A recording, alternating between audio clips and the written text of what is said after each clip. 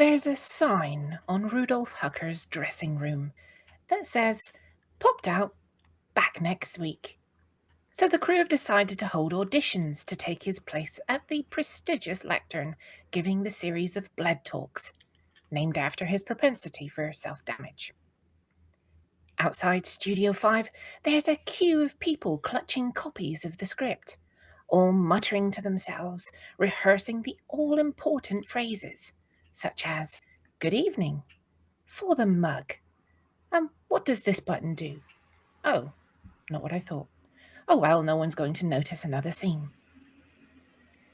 The latest candidate steps forward. A red light illuminates, though that could just be Wanda's opening for business. And a voice says, "Our mics are live. Oh, bugger, I've got red on me."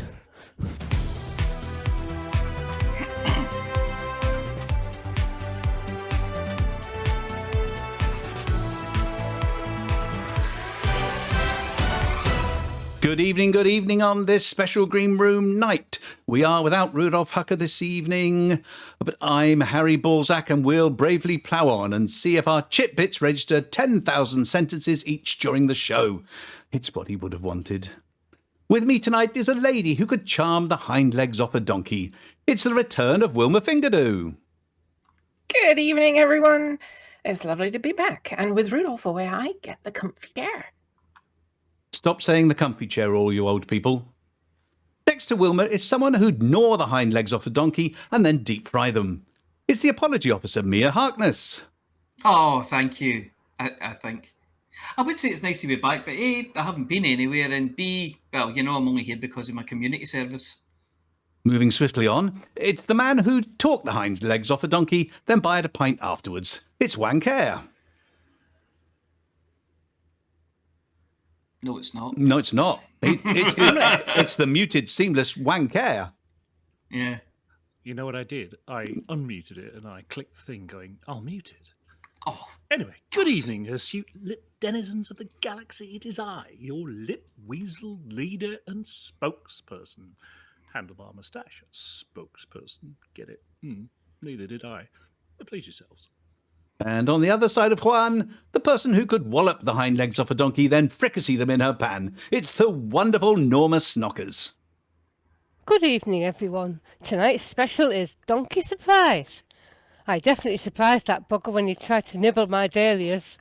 All of which only goes to show. And we move inexorably from donkeys to asses.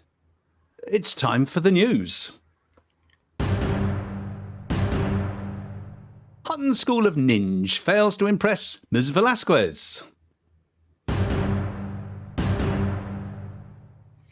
Alec Zuno's bounty runneth over. If you see Flossy, don't look her in the eye. If you want a community event, it pays to plan ahead.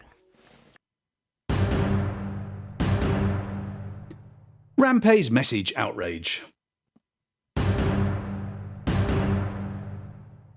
Hot property at the hot property. Get it while it's hot. Another war? You cannot be serious! You're never far from a community event.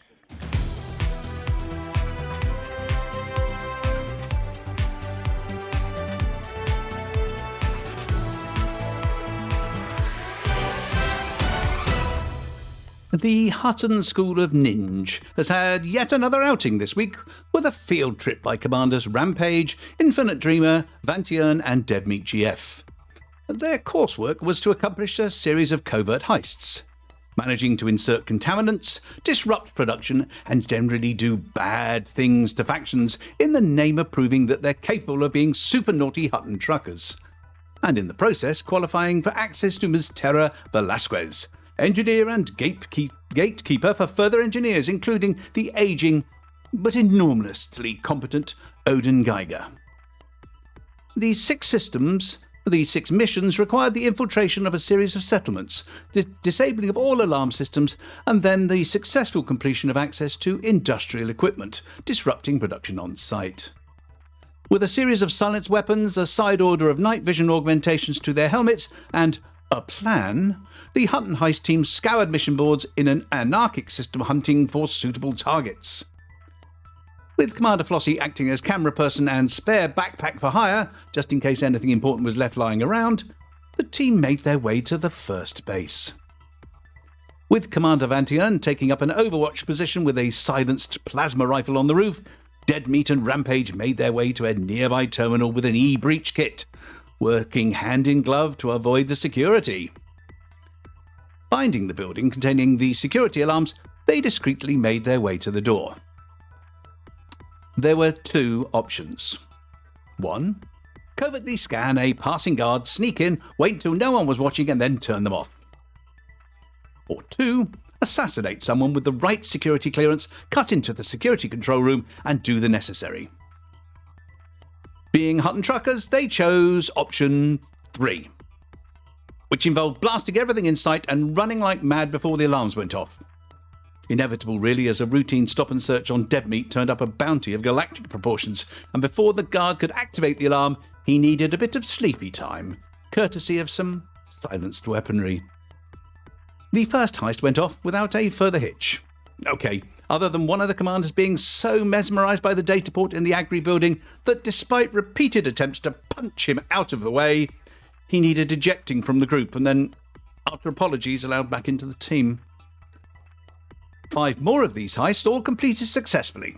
A number of bases liberated of their liberally loot left lying around, and not an inconsiderable bounty racked up by the team, and they retired to a nearby station to submit their application to Ms. Velasquez, and hopefully a B- from the examiner. With space being ever so big, and comms taking a long time to traverse the blackness of space, they were more than happy to await their certificates until the next day, which didn't arrive. Contacting the examining authority, they provided proof of their skullduggery, including the sizable bounties on wanted posters, a few backpacks full of loot, and the good word of Commander Flossy that these Hutton truckers had indeed been very naughty indeed. Agent Icaros was soon in touch. A federal dropship with blacked out windows, some dark glasses, and a sharp black suit and tie combo definitely marked the agent as working for the Pilots Federation Crime Division. They investigated the logs and stated that the examination was not allowed to contain any conferring and wasn't in fact a group project, and the task had been intended to be carried out solo. Rather incensed that their perfect PWP antics were a prime example of exactly how the very best heist should be run, and bringing along a collection of 20th and 21st century DVDs, including The Sting, Oceans 11 and 12, not 13, that one was rubbish, The Italian Job, and its many times sequel, The Imperial Job, Heat, Hudson Hawk, and of course the collected heists of Pinky and the Brain, they petitioned that PWP heists should also be recognised as legitimate.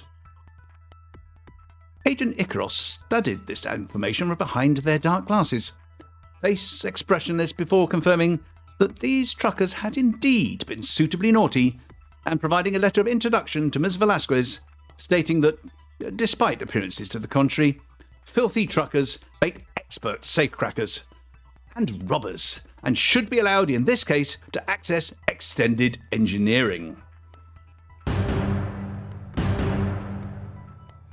Our oft-mentioned friend Alec, partner in crime prevention with Volcarius, scourge of pirates everywhere and galactic champion at the ladies' "Excuse me, I've just destroyed your ship," has broken another record.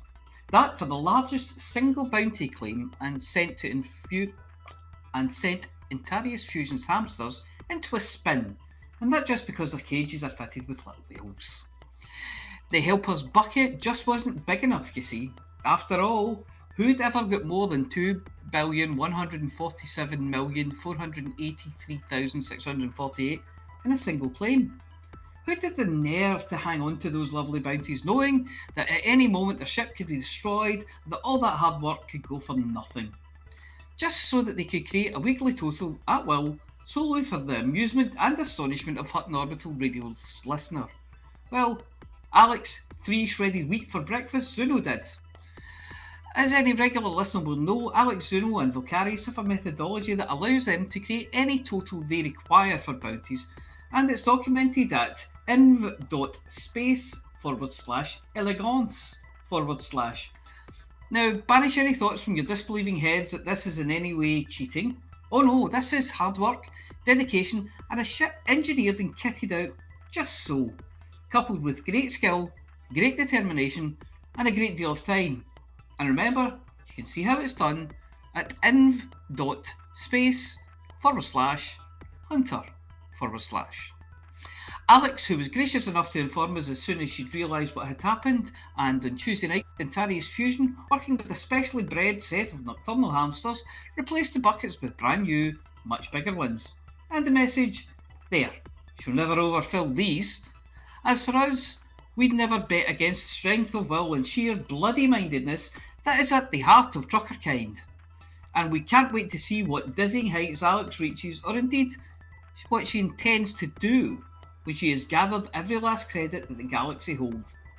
By Galtwit, perhaps?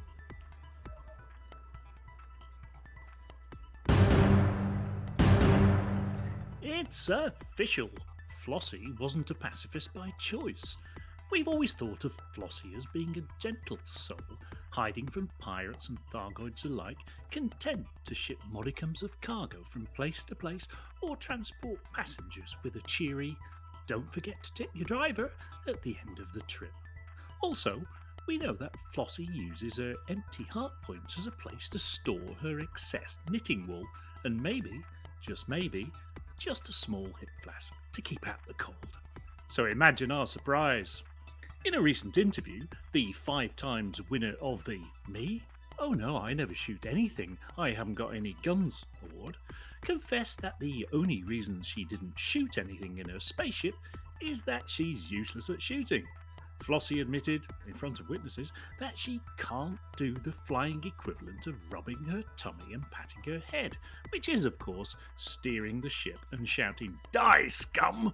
at the top of your lungs whilst confetti-fying them with tungsten-jacketed death.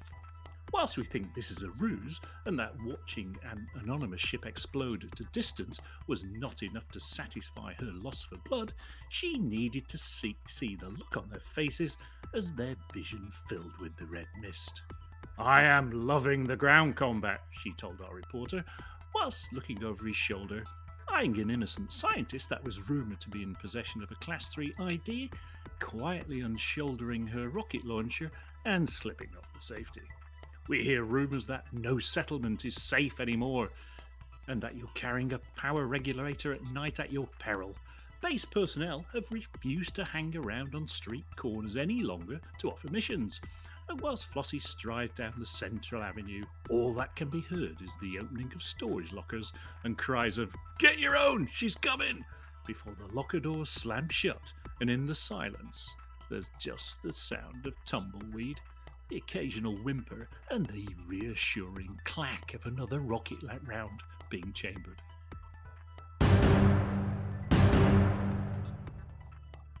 It has come to our attention that unlike my community events diary, the people who run the new shiny one from the Pilots Federation don't like to do anything in a hurry. Any new event can start no sooner than 7 days from now, whatever your own personal now is. Not just on the 7th day hence, but after exactly 7 times 24. That's 168 hours away. If you've got an event that starts early, better make sure you put in the request early, or else your event won't make it onto the calendar. For example, this show starts at 20:30 BST-ish, and therefore the earliest that you could put the start time of a new event would be 20:30 BST next Thursday, or rather a few minutes later than that, given that this time isn't the first news item. Why the need for the delay, you ask? Well, we don't know. Of course, some events, like expeditions to the other end of the galaxy with hundreds of pilots and an interesting schedule, would require a great deal of planning, and you'd hope that a week's notice isn't too much to expect, but pilots like to be spontaneous. What if you wanted to arrange a get-together for this weekend? Of course, I don't have this limitation. As long as I get the info before the show, I'm happy to include it.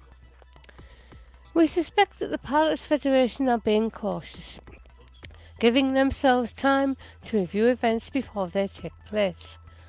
Otherwise, it's possible that the Wet Wang, Cockermouth and Bell End squadrons might try to sneak onto the calendar, not to mention Sandy Balls, Licky End, Lower Swell or Twat, all of which they claim are named after places on that island that used to be off the coast of France.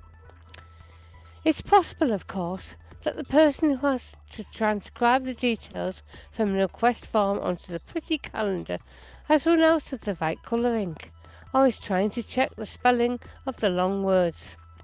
But we suspect that they prefer a quiet life and reckon that most commanders won't remember to out their request in time, saving the calendar operatives a job.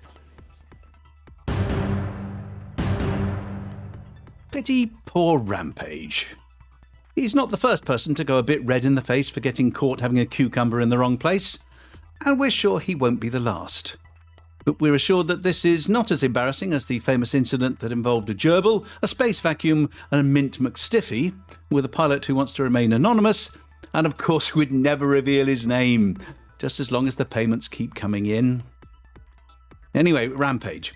He sent a plea to the Pilots Federation about the fact that engineer Yarden Bond appeared to have taken offence at something he'd said, or maybe Hanky had started a scurrilous rumour about Rampage's behaviour that had meant she was ghosting him.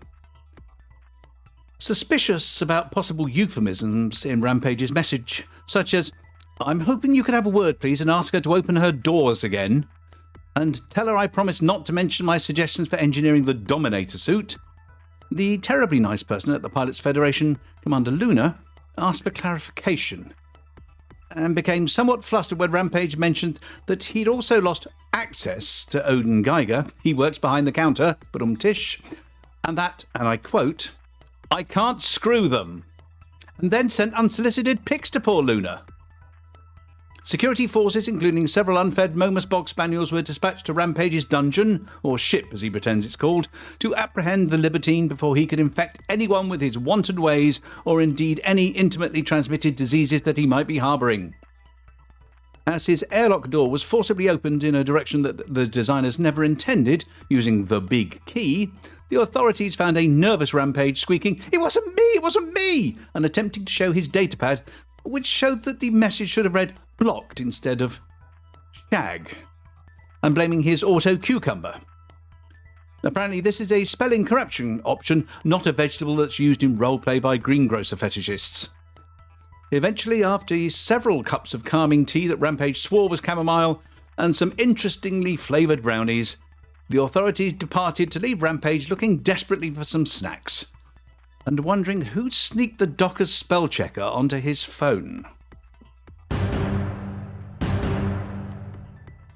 Hutton's Hot Shop, the Hot Property, has in recent days completed a stocktake of items that fell off the back of a Type 6, and opened its doors to truckers far and wide in order to give them access to some of the more rare collected materials. With truckers busy on a day-to-day basis, doing everything from assisting the Paladin Consortium in a war, cleaning up the mess in Hutton systems, exploring, washing their hair, staring into the long, long distance and wondering if Hutton was in that direction, there's little time for finding the latest and hilarious cat videos, or those weapon schematics showing which end of the weapon should be pointed towards the enemy. The Hot Property is being regularly stocked with these, and everything from genetic data, culinary recipes, cocktail recipes, and of course, classic entertainment, and a wealth of rather sordid smear campaigns from the Federation, most of which involve stories about Hudson, rubber sheets and farm animals, much of which is needed by engineers for a good laugh, and of course, to encourage them to help you. Stock levels are being regularly monitored, and Commander Vantian has published relatively up-to-date lists, as well as buy orders for items that are missing from the stock. Anyone getting caught out taking the lot without making suitable deposits, and we don't mean in Cubicle 3, will be fired out of the nearest airlock, and their comfy lounge privileges removed.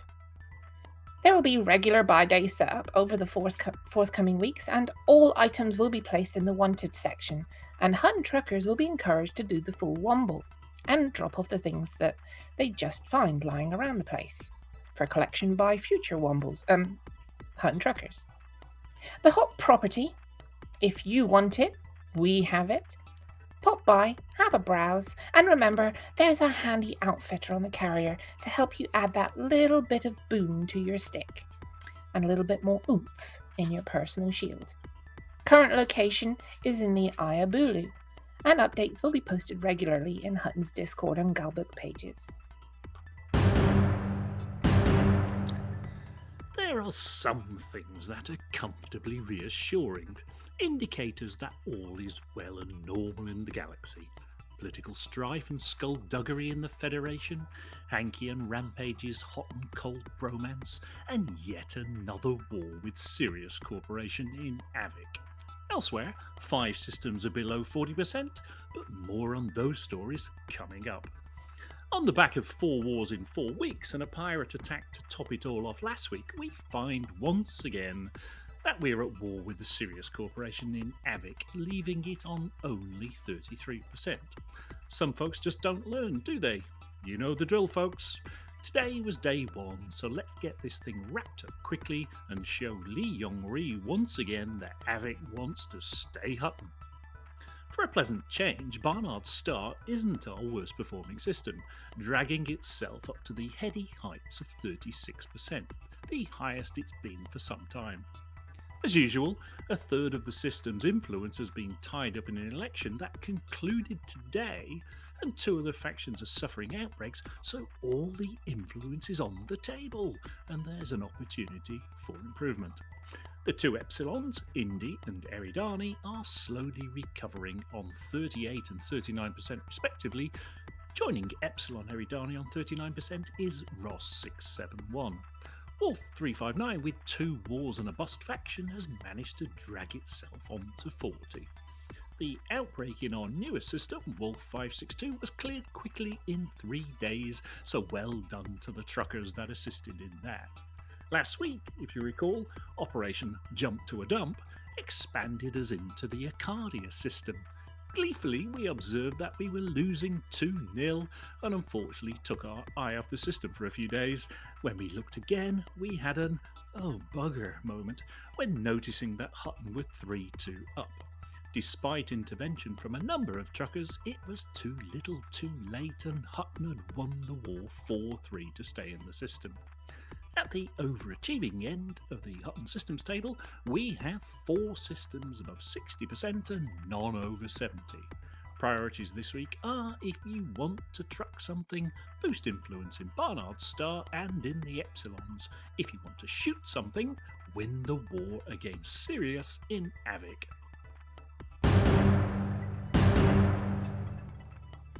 Time now for the only Galactic Events Diary where you hear from people actually taking part. This week it's the Nexus Exploration, Trip Omega, Does the Sun Still Rise in the East? Explore the Core Infernal Expedition, the Lost Souls Expedition 3, and the latest adventure from the Buckyball Races. Links will, as always, be posted in Twitch chat and also in description of the YouTube upload. Commander Caboose has reported that there won't be any news of the beloved fleet carrier, the Gary Hogan, for a few weeks. He's been waiting to hear if he'll be able to move his hotbox assets across to the wonderful world of walking around. But in the absence of any definitive news from the Pilots Federation, he's decided that the Gary Hogan and the no less important but less personally named Legacy of Dawn will have to depart without any internal fitting after all. So he's going to have to continue to use an upturned bucket as his captain's chair. Having made this decision to put timeliness ahead of comfort, He reports that the Gary Hogan hopes to be fueled and ready for deployment in a few weeks' time if all goes well, and we'll report back as soon as we have any news. It appears that Trip Omega was going through just one of those phases. Commander Radium's feeling extra pleased about what's coming next. The third phase of Titan Contractors Trip Omega expedition finally concluded on the 23rd of April, after taking commanders across a fantastic sight-filled journey across approximately 31,000 light-years. Whilst this trip phase has now finished and brought the squadron to the human enclave of Colonia, the trip itself does not end there. We're happy to now reveal phases 4 and 5, with phase 4 starting on the 7th of May. In contrast to our initial journey, our last two phases will follow an exploration-focused journey, with our carriers stopping at specific points on the route for 2 days instead of stopping at specific points of interest.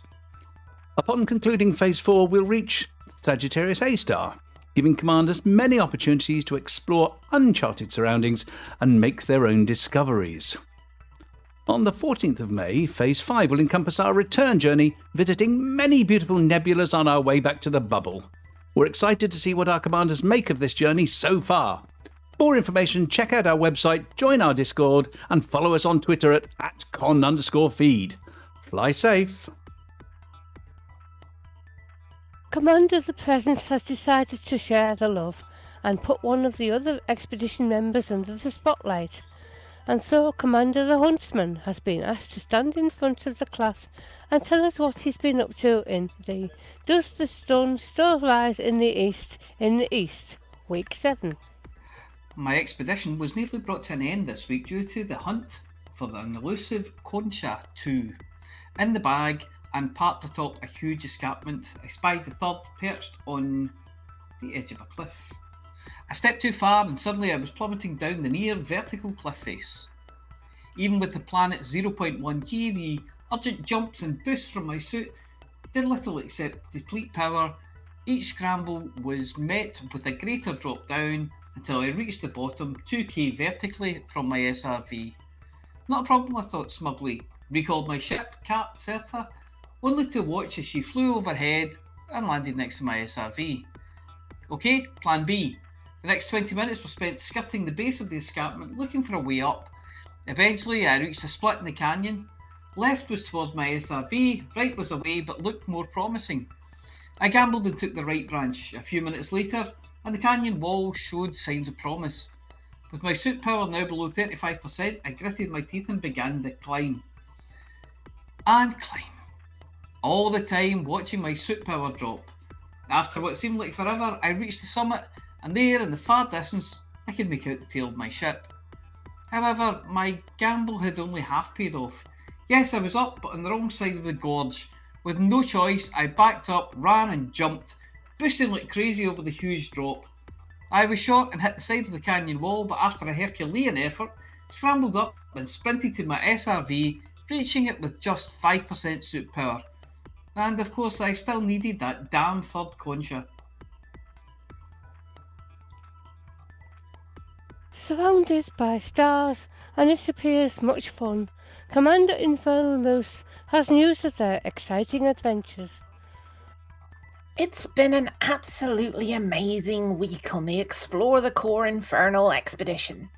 Although we have only travelled about 10,000 light years since last week, we've had plenty of action and adventure. Our first stop this week was at the Black in Green tourist installation, a black hole surrounded by green planetary nebula, where we held both stock Viper and Unlimited class ship races through the spinning rings of the installation, reminiscent of the training we all received prior to getting our Pilots Federation credentials. The Unlimited class races proved to be quite dangerous, with multiple commanders ending their runs in fiery crashes. The expedition next moved to the Great Annihilator system, where we met up with the excellent commanders at the Azura Initiative. The Azura Initiative is a mini-bumble in the blackness of space, with fleet carriers acting as stations as terraforming operations proceed to create habitable spaces for future outposts. we held our first event with them at the Ammonia Lyceum's moon, organised by Commander Richard Flouranes of Azura. The event involved 2 teams of SRVs corralling 50 Guardian orbs into their respective team ships under the green glow of the Ammonia planet above us. Our next event was held the following day at the Duranjat crater on Pamentisk, which also involved Guardian orbs, but this time on foot. Also, unbeknownst to the organisers, Commander Crotchroach brought Onion Head to get the party started, some of which ended up on a bonfire, and ended the event by dumping 200 tons of it on the party grounds, only to have it explode shortly thereafter. A great time was held by all, and we appreciate the warm hospitality of the Azura initiative. Next on the agenda was a visit to the Dryu Awesomes, a simply amazing system which is highly recommended for all explorers to visit. Our expedition astrophysicist, Commander Solandri, had calculated that 2 moons in this system would collide during our visit, and we were all excited to see this in person. Before this, however, we decided to hold a King of the Mountain PvP event on one of the moons, followed by a geyser jump, which propelled us to a height of about 4 kilometers. Commander Infernal Moose was able to land on Commander Robert Clark's crate at this altitude and take in the views, before plummeting to the surface. The main event during our visit was the planetary collision, which involved all sorts of craziness. About an hour before the collision, the expedition carrier was moved into position around one of the moons. During this in-system jump, some of our commanders were able to follow the carrier through the jump wormhole. Once on the other side, it was impossible to dock on the carrier as it moved away at high speed, hurling commanders undocking at the carrier away as well. Commanders attempting to disembark on the carrier fell through the deck of the carrier and watched it float away in an endless loop. Commanders in ships on the deck noticed that their altitude above the surface of the moon was dropping further and further, and that parts of the carrier seemed to be disintegrating. Eventually, the carrier crashed into the surface of the planet. Meanwhile, on the surface of the planet, a team of commanders watched while one moon seemed to swallow the other and was coming rapidly in their direction. Most commanders have no memories of what happened next, but woke up later to a mostly undamaged carrier, and commanders both relieved and confused with more questions than answers. How were we able to survive this disaster? Why was the expedition carrier seemingly all repaired now? Is it safe to travel further on it? We will have another almost 10 days to ponder these questions before we arrive back in the bubble. We will find answers, or more questions, in our remaining journey. The Lost Souls Expedition 3, organised by the Fatherhood, appears itself to be anything but lost, and are hell-bent on having fun, as Commander Bonquiqui tells us. The Fatherhood's Lost Souls 3 has settled into a comfortable rhythm. Commanders are floating through space in a loosely defined pack, discovering new Earth-like worlds, hundreds of water worlds, and of course way too many snowballs, all whilst having regularly scheduled hijinks. Like the impromptu game of football that took place at the Guardian ruins in the Arsed Nebula, or the group of SRVs raising their front wheels to the heavens to pay homage to the sun god. Of course, most shenanigans, such as SRV bowling, end up with at least one rebuy at one of the fleet carriers in system, but once in a while they have more dire consequences, like poor Commander Michael Rhodes, who ended up back in detention 6,000 light years away after falling victim to the planet with the highest gravity recorded in the galaxy so far. Not before taking this gorgeous shot though. Shenanigans aside, business is booming within the convoy. Supply lines have been set up to deliver tritium to the dozens of fleet carriers accompanying the trip, and much needed modules are being shipped in to those who have decided to try something different, like deep space mining for a change. This week we're heading to the Blue Oyster Bar geysers in the Via Maris region. If you feel like joining up, head over to the Fatherhood's website at thefatherhoodwing.space. Alec Turner's covered in bits of exploded ship at the moment, and Nurse Wyeth is applying that very special salve, though I'm not sure just how he ended up with a burn just there. Anyway, the Wiccan Beware race has concluded, and the winners are Brusky in the regulation class, Shea Blackwood in the unlimited class, and all of the ship manufacturers for the amount of money they've made with all of the rebuys caused by all of the, well, let's just let the following video speak for itself.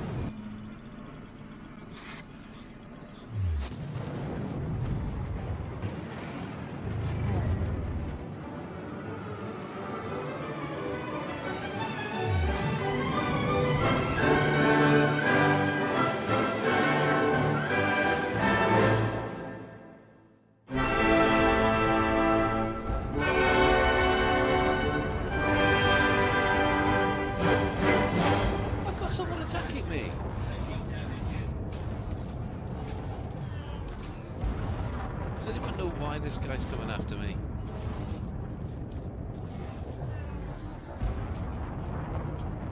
Down to 57%, whichever it is.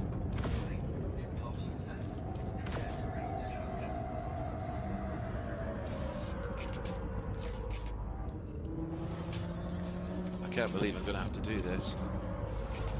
Oh, man.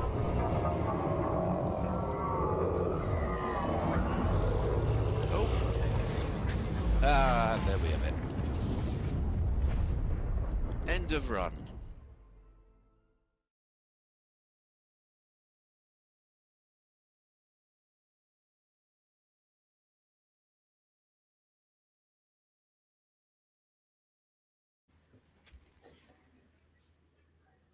Alec Turner's covered in bits of exploded ship at the moment, and Nurse Wyeth is applying that very special salve, though I'm not sure just how he ended up with a burn just there. Anyway, the Wiccan Beware race has concluded, and the winners are Brusky in the regulation class, Shea Blackwood in the unlimited class, and all the ship manufacturers for the amount of money they've made with all the rebars caused by all of the, well, let's just let the following. I've already done this paragraph, haven't I? Sorry about that. It'll be fine in the edit, don't worry. Seamless. All of which malarkey means that the Magic 8 Ball Championship at this point, Sker, Shea, Blackwood, Brusky, Captain MD and Alec Turner hold the top 5 positions. Whilst in the unlimited class, it's an entirely different layout, with the leaders being Shea Blackwood, Sker, Captain MD, Brusky and Alec Turner, and in case you have short-term memory issues, that is a different order, all except for Alec Turner, of course, who's reliable 5th each time. You can follow the links if you want to join in with one of these events, or if you've got news of one that we're not covering, then email I took part at huttonorbital.com and bring us up to speed.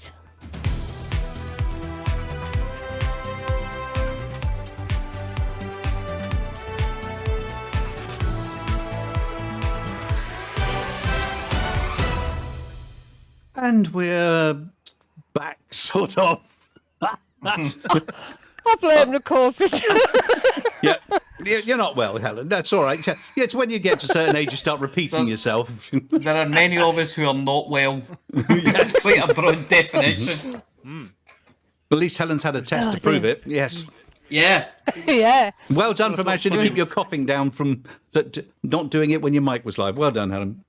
Yeah. It was funny watching all the cursors on the screen trying to go, Flossy, it's the day. Flossie, it's Flossy. I was just going to copy and paste it further down and keep doing it. And then put a sentence in saying, for those with short-term memory loss. I just wasn't quick enough. Of course, the problem is if I edit that bit out, I've got to edit this bit out as well now. I thought you got an explanation, so it didn't happen. No, you just leave it all in. It'll be fine. It's fun. It's fun. No. All right. Oh, dear. We're here. Well, what? So, Commander Chicks, what didn't we have this week?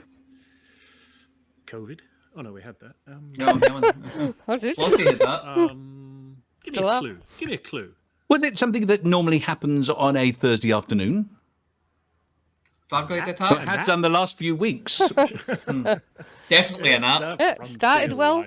Blink and you missed it. Oh, did you watch the Frontier live stream? No, it wasn't on.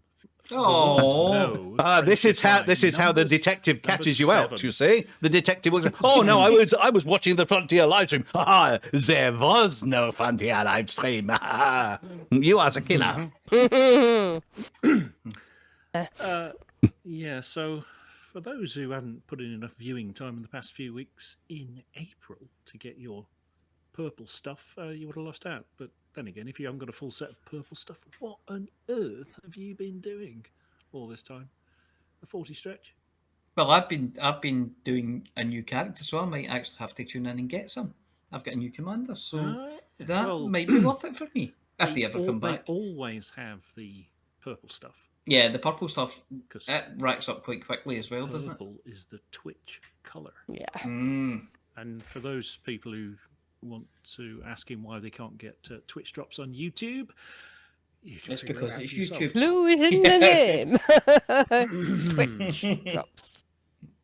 So, what do we do when there's no Frontier live stream? We'll go for a nap. Continue getting ready for tonight.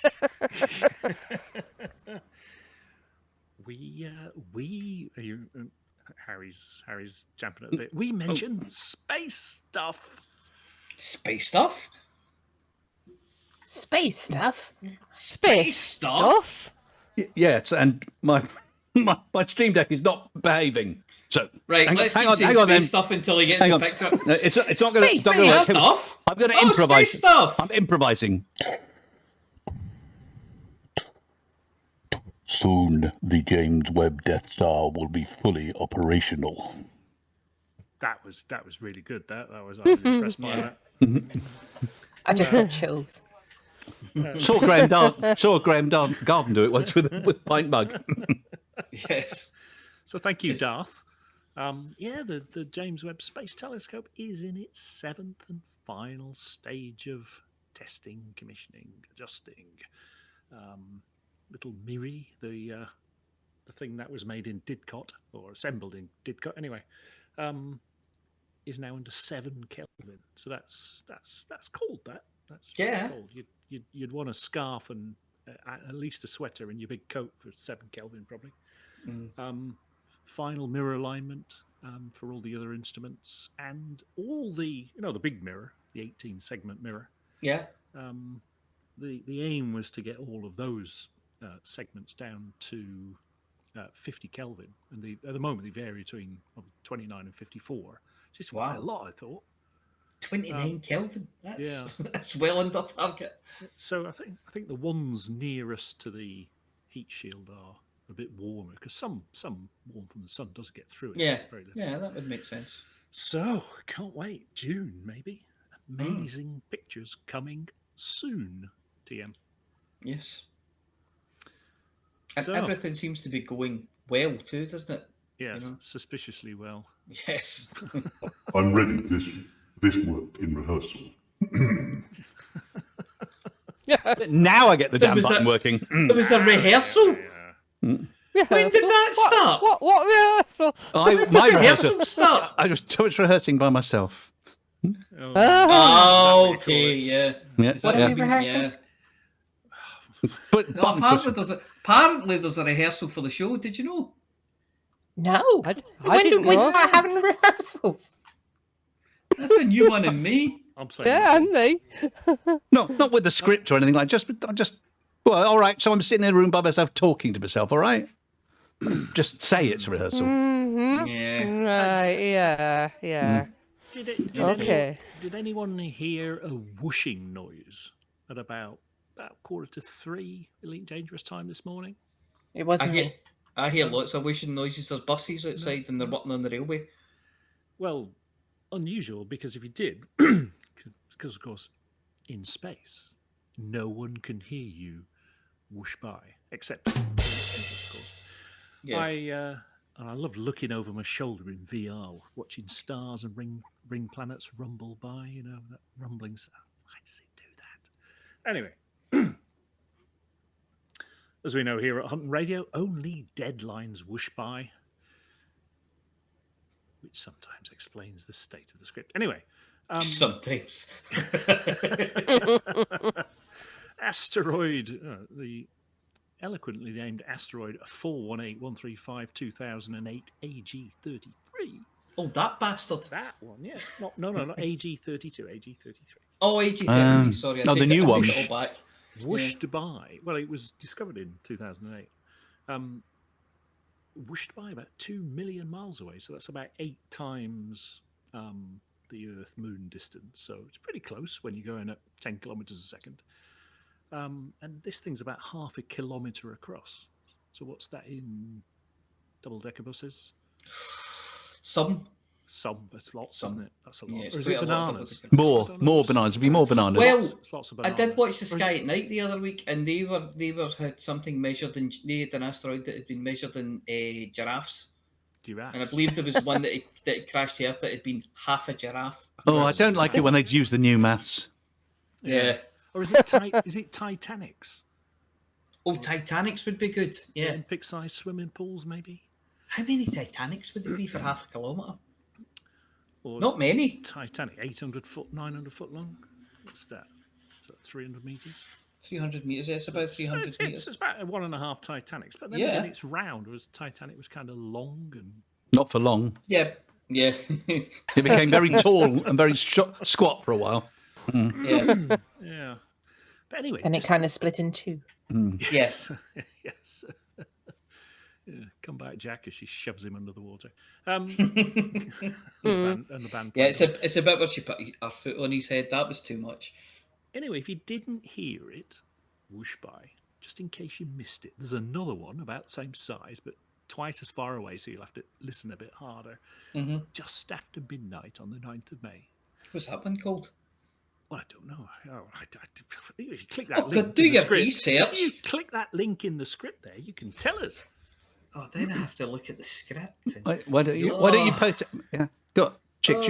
Chicks, post that link into the chat. Go on. Yeah, post it in the chat. That's the best way to do it. Go on. Copy link. Yeah. Right, okay, here we go. And let's just check to see because I've changed. Here we go. Yeah, we go. You see, you're no longer coming out as asterisks. Oh, what have you changed? I What's it fixed done? you. I fixed you. Was I No, censored? or you something? were unprivileged. which is for the I've known first that time for in many your years. first time in your life. Yes. God, it looks like there's a few. When did you say the second one was The coming next again? one, there's the one on the 9th of May. There's one on the 27th of May. That's a big one now. So there's another on the 12th of June, smaller but a lot closer. So it's like being in a bloody duck shoot. Anyway, that's space stuff. That's well done, space stuff. stuff. It's nice to have space Yeah. stuff, isn't it? Yeah. Oh, the one on the Space 9th. The one on the 9th is 467460 2006 GF42. Did Frontier name that? Yeah, it sounds like it, yeah. No, it'd be called Two Mass if it was Frontier that named it. Yeah, if you go on page 2 of that, you've got There's loads. Yeah, I know. But you'll need to look for the 2s. If you find a 3, we're in trouble. I found a 3. Oh no, it's 3 minutes past midnight. The rarity column at the end on the right hand side. Yeah, Anyway, I was looking in the wrong column. this is marvelous radio. Oh yeah. It's marvellous television. There's not much happening. So all we can hear is clicking in the background. All right, go on. Yeah. I've got something here that LCU No Fool Like One has supplied. Oh no. Yes, yeah, quite. It's one of his. God. And I'm in the script. I put "song" in quotes. Okay, it's a apparently it's a celebration of Canon gaining control of 99 systems with a presence in one.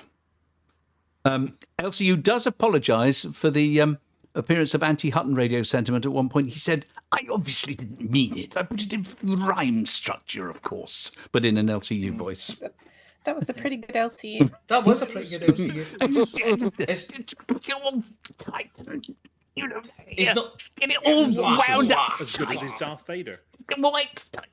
It's the Stream Deck noise. I had chills. Are they multiplying? Right. Yeah, I get chills when I hear his voice as well. So 99 systems. It's not 99 red balloons, is it? Well, let's find out. 3 minutes and Yeah, 14 might seconds. help if you. 3 minutes and 14 God. seconds of delight, which come after this next 3 minutes and 14 seconds of absolute horror.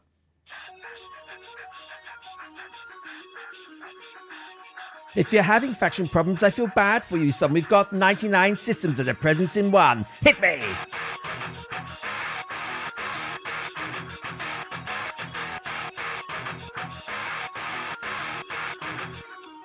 We got the cannon patrols and the number wang.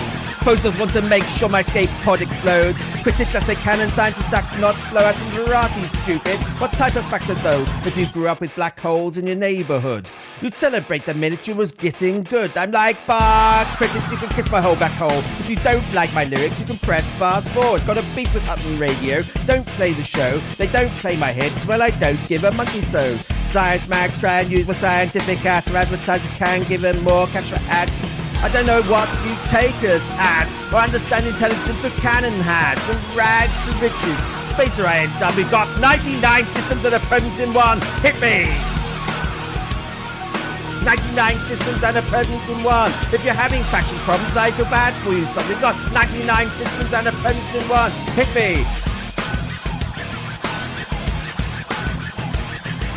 3308 and I'm carrying even cheese. In my rear view radar is the system authorities. Got two choice yours all over the ship or bounce on the devil, put the pedal to the floor. Now he ain't trying to see no spaceway chase with Jake, plus I got a few dollars, I can fight the case.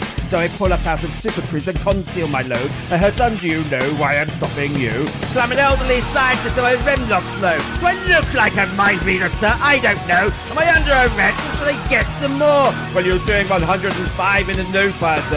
License and registration, park near that star. Is that a weapon you're carrying or a vacuum cleaner? I ain't telling you nothing, all my papers are legit. So do you mind if I look around your ship a little bit? My compartment's locked, so the trunk is in the back. I know my rights, you're gonna need a warrant for that. Aren't you sharp as a tack, you some kind of lawyer or something? Somebody important or something? Well, I ain't past the bar and I know a little bit. Enough to know you won't illegally search my ship. We'll see how smart you are when the K9s come. We got 99 systems and a present in one. Hit me!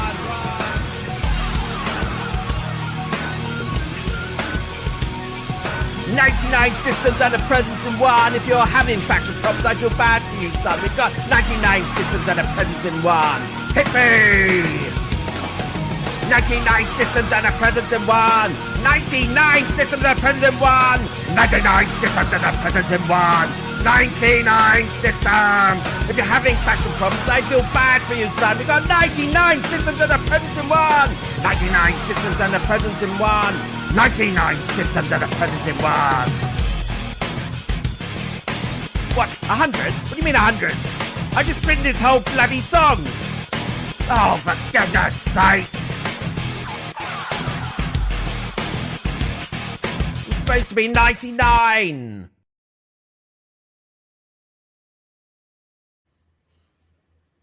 Well, that was a video. Yes, That's the thing. That was sound. Yes, Those were sound waves. I am down with Diouf. No, if they were doing this, I think they should be put. No, never mind. That well done, LCU. That was it's incredible. No, What do you mean, well done? as in, he should be roasted. Yes. Yes. Well, there's certainly plenty of nerve, if not talent. Anyway. I just love how you pause between each word, carefully thinking about what word would be fitting. Yes. Better in the Bible case. And you didn't swear once. I turned my microphone off. Right. That was lovely. Thank you. A bit of recent news which you might have not spotted if you don't keep up with everything. LaveCon. Tickets for sale for LaveCon will go on sale on Wednesday, Hooray! the 4th of May at 7 p.m. That's going to be UK time. Oh, may the You could 4th have be done with that in you. your Darth Vader voice there. Oh, hang on. Let me. May the 4th. Yeah, hang on. It's I have to do this because the Stream Deck doesn't do it by hand. I have to manually push this shitty thing. And you'll Hang on. have to read the data in the American format, which will really upset you. We are putting tickets for sale. And I fucked it up in this voice too.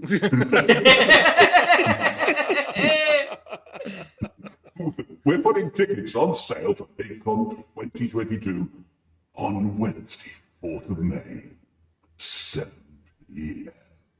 Yeah, you fucked it up again. You fucked Yeah, it up again. we're currently That was emailing. brilliant. We're currently emailing May the people with a 4th. rollover. May the 4th. May the 4th be with you. Yeah. May the 4th be with you.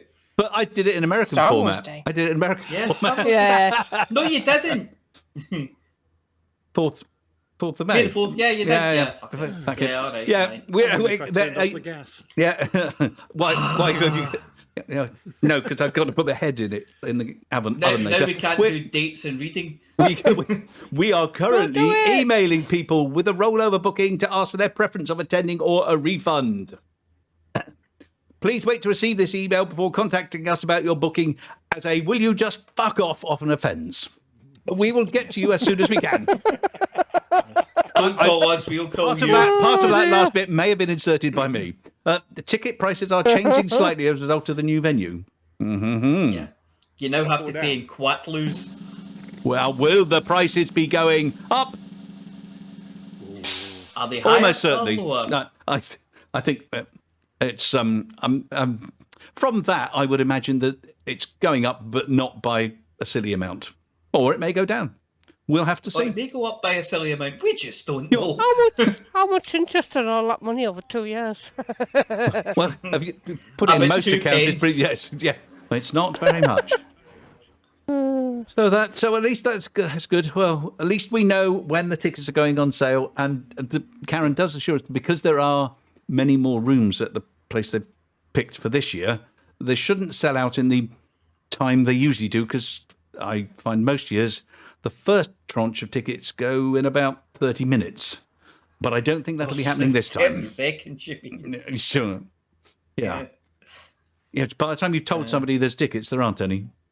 Yeah. Yeah. By the time you've looked, there aren't any. Okay, well, we do have green room to get to, so don't forget, everybody. At the moment, we've only got one person in the green room. Hello, Volcarius. Is it somebody? Oh, it's somebody we like. That's Yes, it says yes. So don't forget, everybody else, if you want to talk to us at the end of the show, please get TeamSpeak and point your client to ts.forthemug.com, so Volcarius doesn't feel like it's such an idiot being there all by himself. The first one at a party, and you arrive an hour early.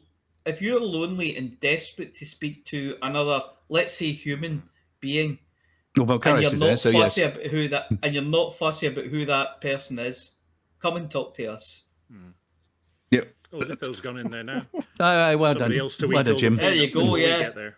They'll be talking to each other and making plots. Aiden's in there. Okay. Plots. Okay, shall we What's the move on? crazy Peanut's definitely gone. Yeah, sure. Sneaking. Let us move on, shall we? Let We us. shall move on.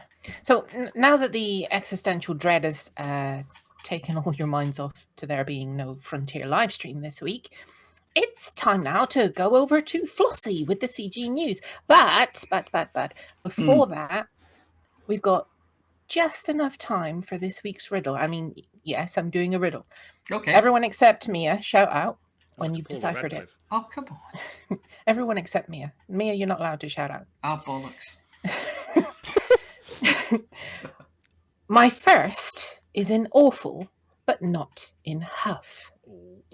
My second is in abhorrent, but not in duff. My third is in rubbish, but not in guff. My fourth is in detritus, but not in muff. My fifth is in aardvark. Aardvark! Oh, bugger. Aardvark! Flossy, save us! Aardvark! Aardvark. It's Flossy. It's Flossy. It's Flossy. Aardvark. It's Flossy. And the community goes.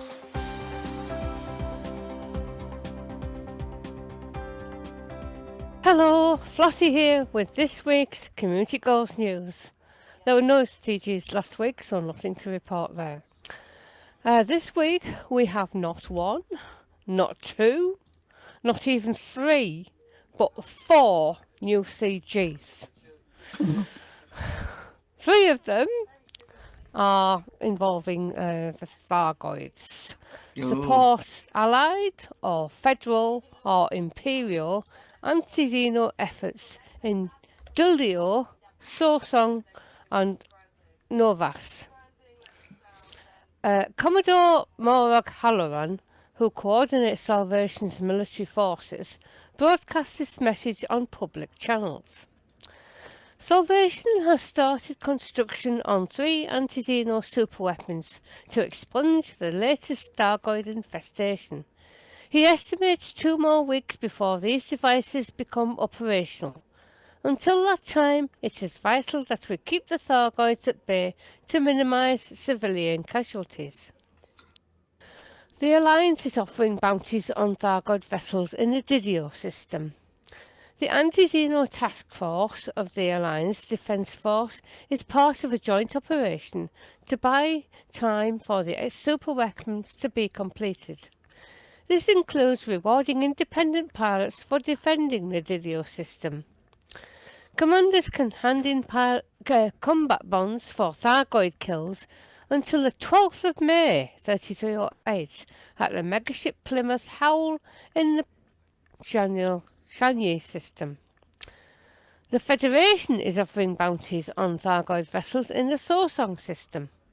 The Anti-Xeno Task Force of the Federal Navy is part of a joint operation to buy time for superweapons to be completed. This includes rewarding independent pilots for defending the Sosong system.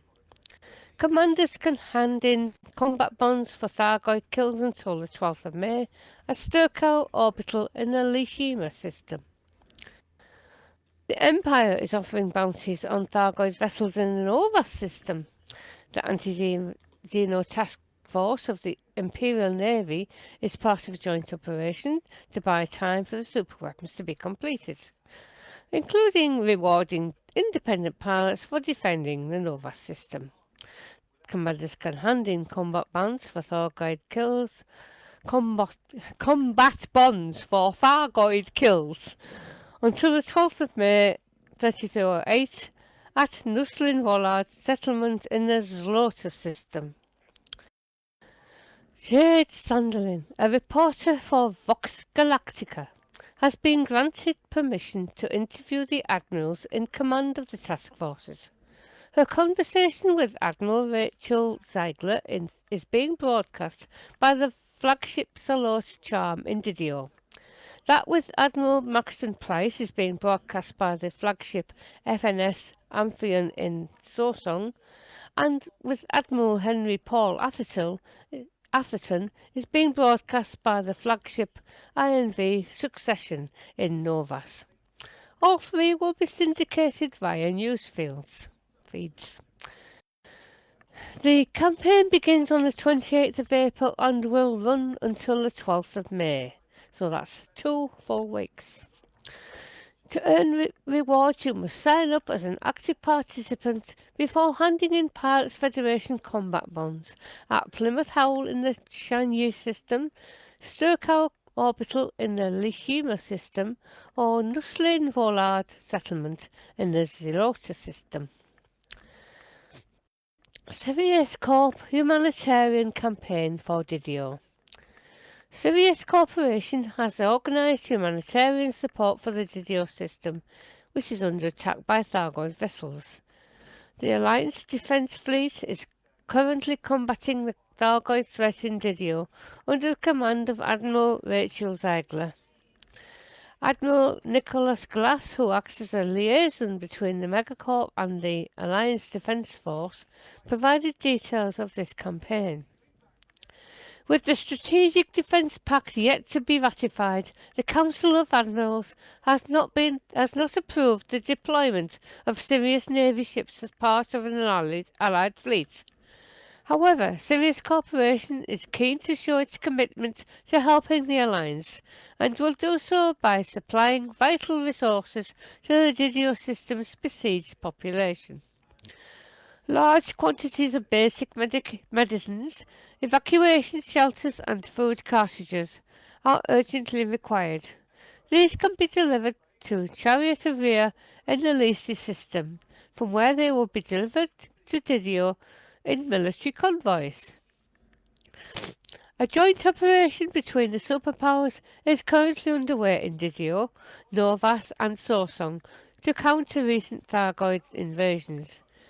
This is to buy time for Salvation's anti-Xeno superweapons to be constructed. The delivery campaign begins on 28th of April and will run until 5th of May 3308. If the final target is met earlier than planned, the campaign will end immediately. To earn rewards, you must sign up as an active participant before delivering basic medicines, evacuation shelters and food cartridges to the megaship Charlotte of Rear in the Lisi system.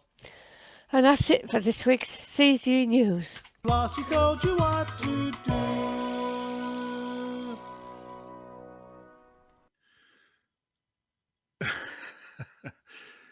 Thank you, Flossy. You can blow your nose now.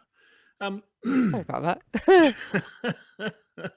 CGs are like buses. You wait ages for one and then you get splashed by 4 as they go hurtling past. Week after week, we introduce Beetlejude and Wotherspoon, the 2 Ronnies of Galnet News. No, they're not going to do the story about the spate of thefts in the Iabulu system, where Chief Inspector McTavish has announced that he's looking for a man with one eye. And if he doesn't find him, he's going to use both eyes. No, they won't be doing that story. And they certainly won't be doing the story about this week's collision in the Wolf 359 system, the nerve centre of the frontier paint job industry, where an anaconda carrying red paint and a cutter carrying purple paint collided.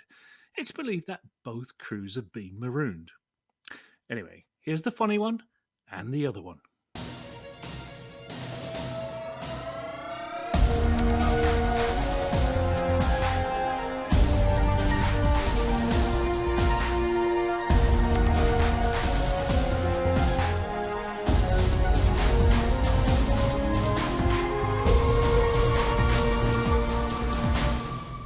Galnet News Digest, 28th of April 3308. We read the news so you don't have to. In this week's news, Zach Rackham protests a little too hard about his ancestral homeland in Beta Hydri. Sirius vows to defend the Alliance from Thargoids, but is a little bit too busy planning things right now. The Kumu crew has a brand new Arch Corsair, and the Alliance pays for a voluntary deportation scheme to move refugees to the new Marlinist colonies.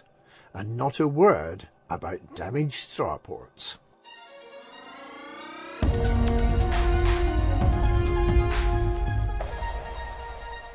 Outsized personality Zachary Rackham has been making outsized claims about the benefits he has brought to his homeworld. Amid conspiracy theories, then he might not be from the Federation at all. The entrepreneur and director of Rackham Capital Investments has been buying shares in Beta Hydri Corporation, which runs the Beta Hydri system, and has been the de facto managing director of the system for several months. His publicity team has been speaking of him giving back to the planet homeland, where they claim Rackham was born. Giving back in this context includes building a huge tower, Rackham Spire, above the city of Los Pioneros, quite literally casting a huge shadow over the city, as well as taking over MacArthur Mining and rebranding the Lux Sumptuous hotel chain as Rackham's Rooms. Some independent observers feel that Rackham may be positioning himself as a potential outsider candidate in the 3309 presidential race. The pro-Hudson Bertha movement claims that Rackham, previously believed to have been the pirate known as Calico Zack, was not born in the Federation at all, but instead hails from an independent anarchy system, something that would rule him out from becoming president. Although being a pirate might show him to be of more upstanding character than the incumbent, President Hudson.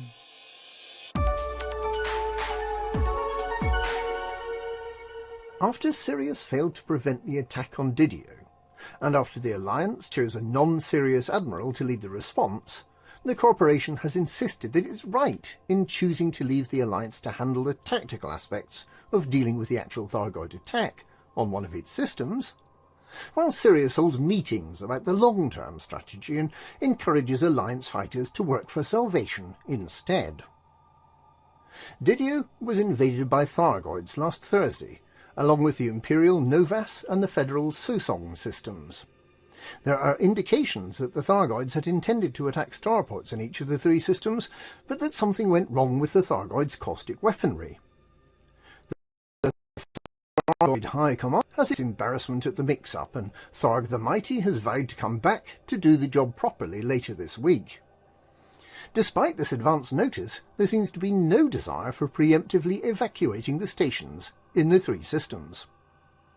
Sirius failed to anticipate the attack on the Alliance system, and it's failed to deliver a megaship to assist in the fighting there. The Alliance has appointed its experienced Admiral Rachel Ziegler to lead the response in Didio, rather than the Sirius Corporation's anti-Xeno specialist, Nicholas Glass. Glass insisted that this in no way undermines Sirius's role in defending the Alliance. He said that during its trial period, Sirius would be concentrating on seconding more resources to the megaships operated by Taurus Mining Ventures on behalf of Salvation. He did not specify whether these resources would be from the Alliance, from Sirius, or from both. But it begins to seem that, like the three superpowers, Sirius is planning to leave fighting the Thargoids to Salvation.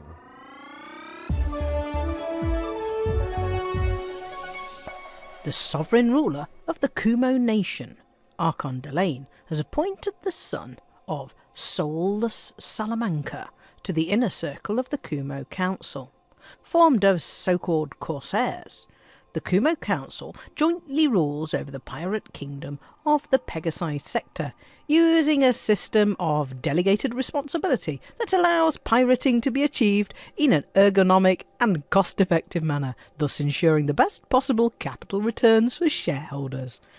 With the appointment of Callan Salamanca, whose father died suddenly and most regrettably after a minor disagreement with Delane, the inner circle of arch corsairs, which develops and maintains the corporate strategies for long-term growth and prosperity while maintaining the buccaneering heritage that sets the kingdom apart from other, less distinctive powers, now consists of 4 members: Callan Salamanca, Archon Delane himself, Administrator Vidar Trask, and Kay Valentine, who joined the Kumo Council from the Blue Viper Club in July last year.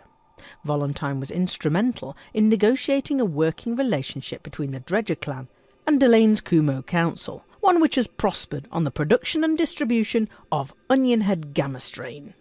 New arch-corsair Callan Salamanca has a reputation for being impulsive and hot-headed. There is some speculation that with Salamanca already abusing the authority Delane has conferred on him, the moderating influence of the Kumo Council on Delane's own excesses may be less effective.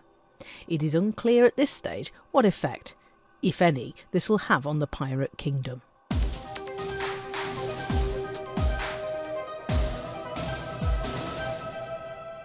The Alliance Assembly is to provide free transportation to the estimated 2 million Marlinist refugees that are still in Alliance space. With the Marlinist colonies now well established and with guarantees of independence from the Empire, there seems little reason for Alliance factions to continue supporting these refugees charitably. The repatriation flights have been agreed with the Marlinist consulate, with the new arrivals to be given freedom to choose which system to settle in, and with a promise of full citizenship. There will, however, be screening for potential terrorists, as agreed with the Empire. With 2 new starports being established, the Marlinist colonies are hopeful that they may be able to expand into neighbouring systems over the coming year. Marlinist First Minister Olivia Volkov revealed that there are more than 1 million more Marlinists living in diaspora across the core systems. She called for them to contact the consulate to qualify for relocation and citizenship, and to become part of the Republican experiment that is the Marlinist colonies.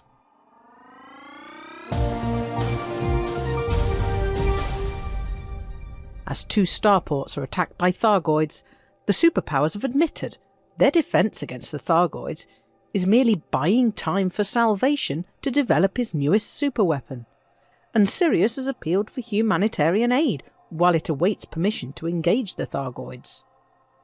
The attacked starports are Zanibekov Station in the Sosong system and llama Orbital in Didio. Stations in the Imperial Novas system all appear to have escaped attack. The humanitarian support being provided by Sirius is exclusively for the Didio system. Sirius has appealed for evacuation shelters, basic medicines and food cartridges to be taken to the Chariot of Rhea in Listi, whence the aid will be conveyed to those in need. CEO Li Yongri has indicated that he is neither obligated nor inclined to help those affected by the Thargoid incursions in the Imperial Novus system, nor the Federal Sosong system. The Alliance Defence Fleet is nominally fighting the Thargoids in Didio, with the Imperial and Federal navies attempting to defend Novas and Sosong. In practice, the combat is being left to independent pilots in all 3 systems. A spokesperson for the Joint Military Command has indicated that their strategy is not to drive the Thargoids back, but to hold the line, while they await the latest and greatest of secretive scientist Salvation's anti-Xeno megaweapons. Salvation has estimated a further 2 weeks to complete development and construction of 3 such devices. For the next 2 weeks, anti-Xeno pilots are urgently required in all 3 recently attacked systems. To encourage this activity, combat bonds will attract a premium, and an additional reward structure when handed in by active participants at the megaship Plymouth Howl in the Ch'Anji system, at Sturko Orbital in the Leshima system, and at Nuslin Volhard settlement in the Zlota system. Capital-class ships have been deployed to each system suffering incursion. The allied megaship Saloti Charm is in Didio, the Majestic-class interdictor INV Succession is in Novas, and the Farragut-class battlecruiser FNS Amphion is in Sosong. Commanders are urged to visit these flagships to hear stirring interviews with the commanders of the 3 naval initiatives, Admiral Rachel Ziegler, Admiral Henry Paul Atherton, and Admiral Maxton Price, respectively. And that's this week's Galnet News. Galnet News. We read the news so you don't have to.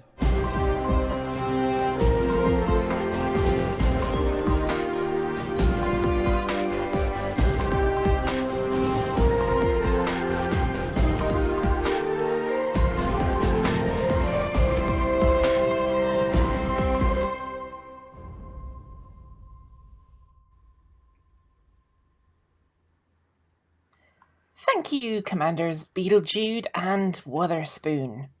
It's amazing that you managed to keep going after that terrible joke by Commander Chicks.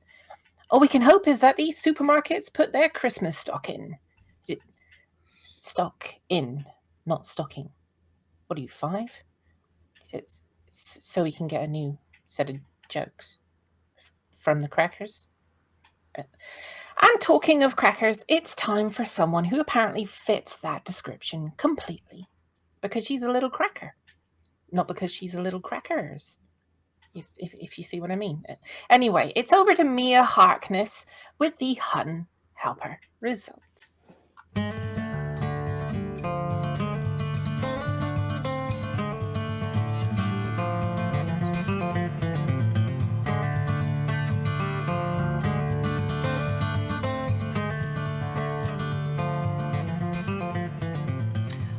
Welcome to the Hutton Helper results. The Hutton Helper results are sponsored by the Hutton Helper, the only third-party resource to come with a moon identification chart, so you know what's a moon and what's not. This week we have the following events: all the way to Exegol, because that necrotical bastard still owes me 5 credits for I lent him for the vending machine in the Senate shield.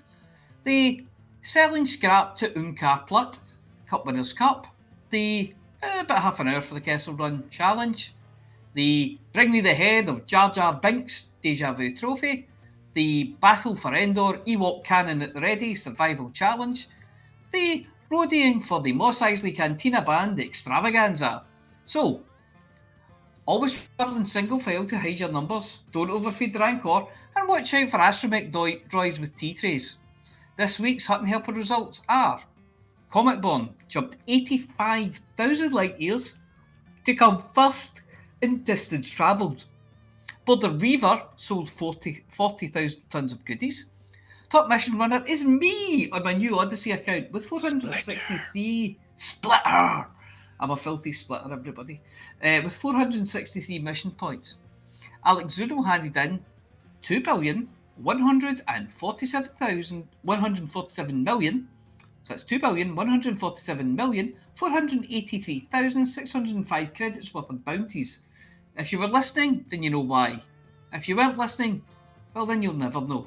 Well, unless you watch the recording on Twitch or YouTube. Anyway, Shattermage handed in 964,840,000 credits combat bonds, and Afro Thaws delivered some 995 passengers to parts near and far. So decals this week for, well, decal for me really. So I will have to email. I took part at huttonorbital.com and arranged to collect my Hutton decal kit, which this week consists of a restraining bolt, 2 angry Jawas and an old engine off a pod racer. Just 2 Hutton runs this week from Thomason, who made it in a time of 1 hour 25 minutes and 15 seconds, for 253rd place overall. And from Belgariad, who got there in 1 hour 26 minutes and 7 seconds, putting them in 300th place. I hope they bought those packets of Smash for Harry and the Guns and Ammo for magazine for Flossy, Jixie's anti-flatulence biscuits, and that topical cream for me, because I need that. Anyway, there's a whole galaxy out there of stuff needing shipped, shot, rescued, looted, repaired, destroyed, bought and sold, and you too could earn yourself a very fetching Hutton decal for doing it. I bet you're wondering how you can be a part of that. Well, here's a wee idea for you. Why not go to hot.forthemug.com and download or sign up for the delicious new Hutton Helper, available in 3 fabulous sound styles. Let's face it, anything has to be better than being sent to the spice mines of Kessel.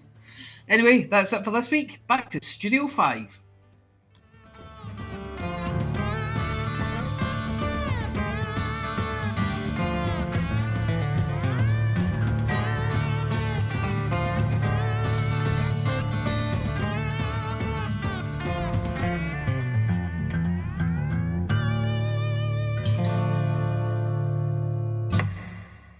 Thank you, Mia. It's not at all suspicious in any way whatsoever that you've got yourself a decal, even if you did have to have 3 recounts and a group of small blue pixies shouting, "Stop the count!" I'm pretty sure that's what they were shouting, but they were a long way away, to be fair. And now it's the moment you've been waiting for several weeks. But before that, it's Amelia Hawke with the Galnet Rares Digest. Good evening. This is Amelia Hawke reporting for the Galnet Rares Digest. We try all the galaxy's rarest and most dangerous commodities, so you don't have to.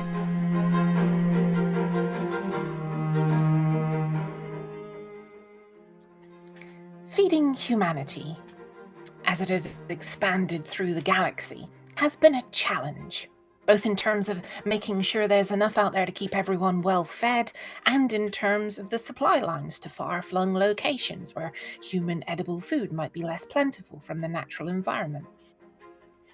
The abundance of Earth-like worlds and the efforts in terraforming have meant that certain crops are prolific. Giant agricultural domes float in space around others, force growing as much food as they can to keep the population in sugar puffs and cheeseburgers. The majority of meat eaten in space is lab-grown rather than free roaming, of course. With pastures on Earth-like worlds and locations far from Earth, new landscapes and biomes have led to new challenges. Pests. It's not just humans that devour everything that can be eaten, and often probably shouldn't if you value your health. Insect and animal life has found that the species we bring with us and plants covering huge tracts of land is far tastier than their natural homegrown variety. Often bioengineered to have more flavour and be more rich in nutrients or sugars or carbohydrates, the staple food of the spacefarer is a far cry from all natural organic produce from millennia gone by. The use of pesticides, whilst frowned upon in the 21st century due to its side effects and the destruction of bees, has become commonplace once again in the 3000s. The worst of the worst side effects have been mitigated, and new strains of chemicals that are bee-friendly have been created. Of course, this hasn't come without a few unintended consequences. A number of the pesticides designed to be bee-friendly actually had a positive effect on the bees, which led to giant bees. I mean, really giant bees. The kind that sound like an asp in flight when they lift off and don't so much sting people to death as land on them and crush them. They didn't so much gently waft from flower to flower as devour whole plants to get to the nectar. Then there's the hip organophosphate. On the face of it, an incredibly effective pesticide. Fields and crops dusted with this have absolutely no animal or insect life anywhere near them, which is great if you've got artificial pollinators. How it achieves this has to be seen to be believed. Ingested by any insects or animal life, it undergoes an internal chemical reaction that has ultimately totally fatal consequences. It basically turns into an explosive. I mean, not immediately, but over a short time, the creatures will build up to a critical mass, at which point, with a pained expression on its face, it becomes a living grenade, detonating at a moment's notice. Detonation is triggered by contact. So if you slap a dung beetle the wrong way who's been at the organophosphates, you'll lose your hand. Step on a trundling rice-eating beetle and you'll likely lose a foot. As for a swarm of locusts, well, once they've eaten their fill of the first field they land on, they become an airborne assault of the incredibly destructive kind. Who knows when the locust will land a little too heavily and set off a chain reaction, likely to leave a crater where your nice wheat field used to be. It's devastatingly effective, but unsurprisingly has been banned in many jurisdictions. Anywhere it is used, the sale of fly swatters is banned. Then there's the effect on the rest of the food chain. Even the mildest dose of the hip phosphates builds up in the body of predators and grazing animals. There is strong evidence to not use this stuff on fields adjacent to herds of animals.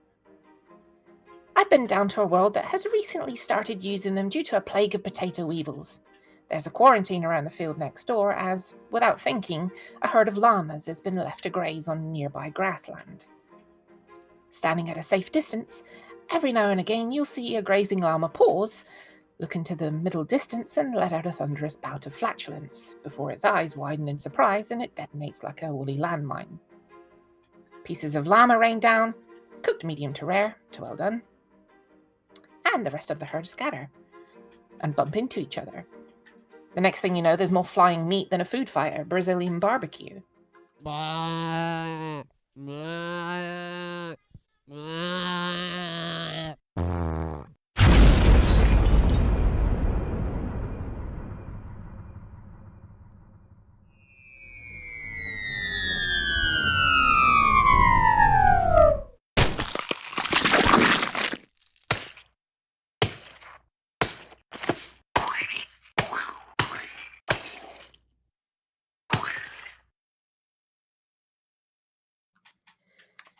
So, if you have a community with an exclusively plant-based diet and Buddhist sentimentality when it comes to straining your tea leaves to remove any living creatures, you'll make sure that you avoid percussive dental rearrangement from accidentally biting into something that's been at the hip. This is Amelia Hawke reporting for the Galnet Rares Digest from HIP 80364. And I've been flaming flying well done drama llamas so you don't have to. It's not a pretty sight. And, well, that smell of burned wool, that's going to live with me for a long time.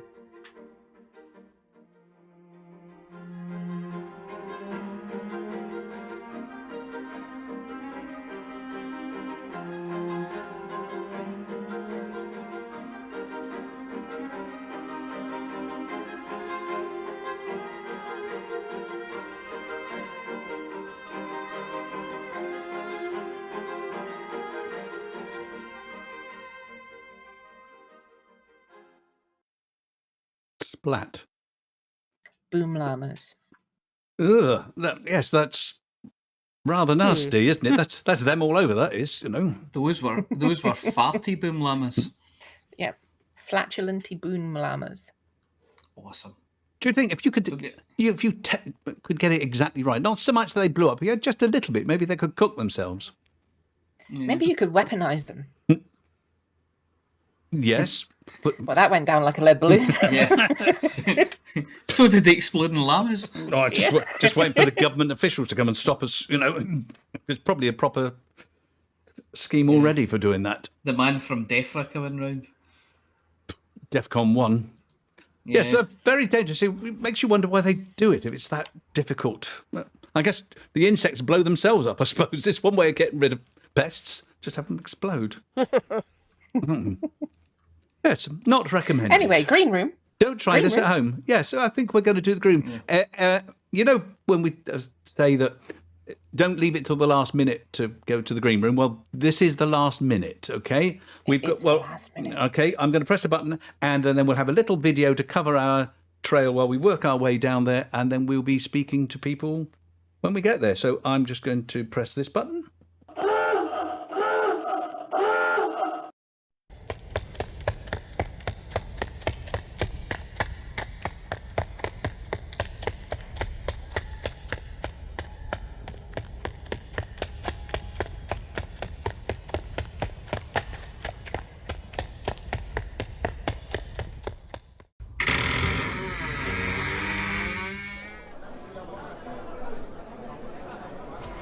Welcome to the green room.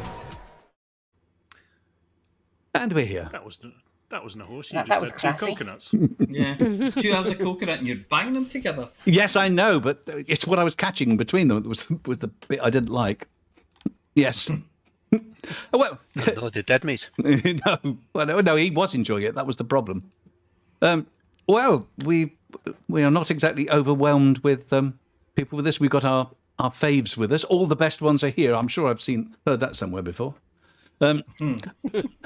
Sure. In which case, we'll talk to everybody as we go through in no specific order, because I'm not going to try and do it like Banter does, because I'll only cock it up. I'm going to, if I do me, then Amelia, then Chicks, then Flossy, and then Mia. And if you end up talking to yourself, work it out. All right, you're grown-ups. Okay. Well, most of you are. Yeah. Yeah, I'm not. Yeah. You are, poo-poo head. I don't like being called a grown-up. No, I refuse. Now I've got a point to prove. Well, Carius, how the devil are you? Good evening, Hutton Orbital. Good evening. And what have you been doing? Well, actually, I have to ask, because it just is on my mind, what in the galaxy has Alexandra done to your numbers? She broke it. The issue was, it was when we moved the Hutton Helper to the new server, there was an issue where it was using integers instead of large integers to store things. So there was an overflow. Yeah. So yes, when Alex worked out that it was 2 to the 31 that broke it, little alarm bells went off in our little programmer hearts. You had an assigned 32-bit for the bounty number. Yeah, well, the individual, not the totals were easier to sort out. It's with who is going to do that kind of total. Entarius, I spoke when Alex raised it. I spoke to Entarius, and he went and fixed it the back end straight away, but didn't change it for the registration of individual bounties, because I thought there was not too much of a rush. I waited till Alex says it was okay and she was good to carry on, because I thought there is not going to be another person in the galaxy who's going to be coming out with that kind of total in 1 week. I felt fairly confident I'd done that. Yes, but it's all done now. I guess it's only proper. I'd say on behalf of Imperial Navy Intervention and Rescue, I extend our apologies to the Hutton Orbital Truckers Cooperative for the breaking of your weekly numbers, and for the resulting work incurred by Commander Entarius Fusion. It's not a problem, because he should have got it right in the first place. No. Yeah, I know. He should have known better. He's only got himself named. Yeah, it's Entarius said, "Oh, yeah, oh yeah, yes." No, but it was. Yeah, well, it's nice to have these things pointed out, and in such a gracious way as well. Well, to answer though, so I took a bit of time away from my usual work this month so I could work on some of my own stuff for a bit, including the INIV website, which I think was quite nice. It has a good new internal program for looking up star systems, so that the search is much better, the neutron planner is much faster, and everything now shows properly on smaller screens as well. So I thought that was quite good. Okay, I've just pasted the URL for that into the chat. Oh, blimey, yeah. I guess it hasn't picked up the thing on the end, but I'm sure it'll work. It is, because I've just copied that from my browser, so no, that'll be fine. So yes, so I've not related to that. At least not directly. I've also been writing something quite comprehensive. Well, it's a data markup format. Not the most glamorous thing. Probably not so good for radio either. But short version, if you take everyone's favourite markups, XML and JSON, is better than both of those, much more concise, and has quite a few special features I've often needed in a markup system, including professionally. So not quite ready for publication, though I'm quite proud to say that all the config and data on the inif.space use my own markup system and API now. So very pleased with that. That's good. And the rest of the galaxy will be learning this when? Oh, no dates. We'll all have to sign up for the course, which is only available at the inif.space academy for the low price.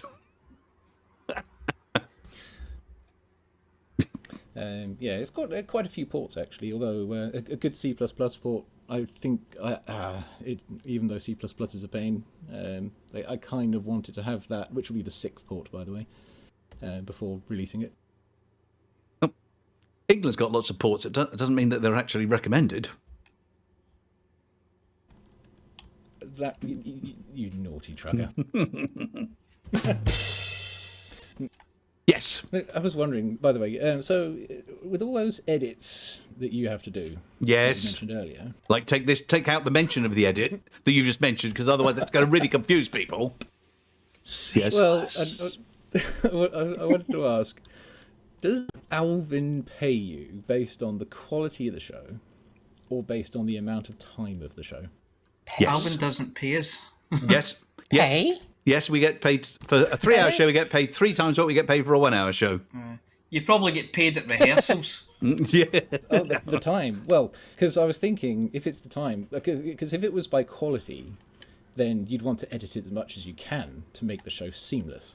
No, if it's quality, I'd want to add a whole load of crap in it to make it longer. Oh no. But if it's time, then too much editing would make the show seem less. Bad. If you see what I You're making Amelia angry, and when you make Amelia angry, you're dicing with death. So, Commander Amelia did say that you wanted new jokes, so I'm just doing my part there. So. I wanted new good jokes. Yeah, she did specify new jokes. I should be more succinct with my requests, I think. Oh dear. Right. Well, oh, that's better. Thanks. Yeah, I feel like peeing in a bottle as well, Sean. A peon in a bottle? We've not got a sippy cup, we've got a pissy cup. So, Volcarius, have we... yes. So, yeah, yes. Thanks for that inquiry. Yes. No is the answer. Do thank Commander LCU No Fool Like One. I quite enjoyed his video. That was quite good. But other than that, thank you all very much. Yeah, but he couldn't be bothered to do it in colour. No. He could even draw it in black and white. I mean, the man's not trying at all. He's very trying. Yeah. But well, other than that, thank you all very much for the show. Hail the Empress, and for the mug. Thank you. For the mug. Amelia, you're next. So, yes, I believe I'm next, talking to Commander Aiden. How are you, sir? Oh, I'm fine, thanks. How are you? Yeah, pretty good. How's the RPGs going? We have a new person in our Five Rings game. We had, game yesterday, and because of the setup, you get to roll on one of the background tables for your clan. The new character ended up not only with a famous ancestor, but what his famous ancestor did kind of hacked off another clan, and they haven't forgotten. So, Nice. Yeah. So yesterday, the other clan tried to bump him off, and we spent most of the session going after the assassin and missing out by 1 on the dice roll to actually make sure we could save the assassin, so we could interrogate him rather than him successfully bumping himself off. Gotta love a good side quest. Well, yes. I mean, we were all set up to continue on the, discussing how we were going to continue on our next point of the quest, as it were. Find some bandits, squash them, see if they've got any information about this other set of bandits, kind of a thing, that are more of a problem and maybe, part of the greater plot. When this bloke just, shot an arrow at our new party member and we went, "Oi! You can't do that. We haven't had a chance to do that yet." So, yeah, so there was a bit of a foot chase that ended up being a... Yes, I may be a little bit behind, but that's because I'm getting my horse. So it's going well then? Yeah. Sorry, I'm getting a little hoarse. Thank you. Oh, Jesus Christ. He That keeps is so dodging bad. those laser shots. And how have you been in Elite Dangerous? Have you been up to anything fun? I've not really done much in the last couple of weeks. I mean, I know there was the news article where I didn't do anything in any way, shape or form and didn't set up a school. But other than that, no, I've just, not been, doing stick time, as it were.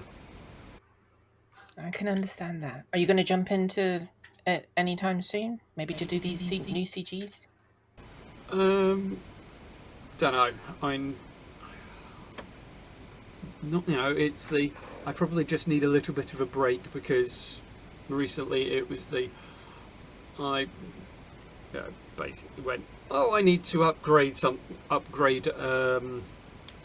a sniper, a rocket launcher from grade 1 to grade 5. I'll do that. That'll be easy. Yeah, I mean, even with some of the stuff that I've managed to, stash away, it was still this is a faff. Well, shit. Yeah, but you do have the hot property now. That might help. Yes, I have helped supply some of that. But don't need it because, I sourced all of my various bits and pieces, a week and a bit ago. So I went, okay. But, yes, I'll probably go over there and drop some stuff off once I've got enough of the bits I just want to keep as a, backup supply. But, yeah, that's... I love how they call it wombling. Well, making good use of the things that we find. Yeah, it is things that the literally... everyday folks leave behind. Yeah, you are, you are you're tidying things up after people carelessly leave things lying around. It's like being a parent. Corpses mostly. So how are you yourself? Are you healthy? Yeah, I'm all right. Had a last month I was due to go over to. I went over to Cyprus with the parents, and then. Oh, nice. Yep, and then I think 3 days in, my parents tested positive, and I went, well, bollocks. That ruins the rest of the holiday. Damn. Fortunately, they are fine, and I tested negative, so I went. After a polite suggestion made by the parents saying, "Do you want a scarper?" I went, "Okay, I will get myself to an airport tomorrow and scarper." So I did, but just means I've got an excuse to go back to Cyprus now. True. Is there anything else? Not really. I'll just say. You'd like to tell us? No. I enjoyed your latest Rares Digest this evening. Llamas, exploding llamas. It's all around the bloody studio, all those bits of llama. It makes a mess. Well, it's just like for the sheep from Worms. It's the oh. But yeah, other than that, no, it'll be for the mug from me. For the mug, my friend. Jim. Litho. Who, me? Yeah. Yes. No, Yes. the other little breaker. Yeah. How is Macclesfield's finest? Don't know, I haven't seen him in a few days. How are you? Oh, not so bad, not so bad. And what have you been up to of late? Shooting people that get in the way of silly things like combat zones on the ground. Very good. Are you quite proficient at that now? I can just about win a high more often than not on my own, like 4 times out of 5 sort of thing. So, good enough. I'm gonna have to ask Flossy if that's good or not. I'm nowhere near Flossy's standard. No, she's way ahead. No. That's because you don't have the killer instinct in, I'm Jim. not good. That's right. Yeah. Bloodlust up. So, are you doing mostly on foot these days, or? Yeah, I'm still really enjoying the on-foot stuff. I haven't got my ship out for anything other than transfers to other on-foot locations in months. Not had you ran out. Wow. And we'll really need to fight it because there's no ground combat, and I'll have to get the ship out for that. But until then... Well, is it... Avik's Bruce Prospect, isn't it? I don't think there are any ground there are. I could be wrong, of course. What do I know about these things? Oh, well, you could always Yeah, I could do. join in there. Hoping to get some stick time or mouse time this weekend anyway, so with a bit of luck I'll be able to go and kill some things that are in Hutton's way. Or some eggy poos if there's nothing going on Hutton-wise, because they always seem to have somebody to fight there. Yeah, it's sort of endless there. Is that, when did it stay? It was January. Yeah, it's January, I Christmas think. time, wasn't it? Just after maybe the New Year when. You'd think by now they'd have realised that they're just losing. Get the message. Especially when they lost their. Lost their Careless of them that. Must be down the back of the sofa. What? Yeah, it was. Yeah. Or, yeah, always falls off the side into there, doesn't it? Hmm. I was out at the weekend walking with quite a few people from Mac. You have my sympathy. Yes, the old AstraZeneca people. Oh yeah.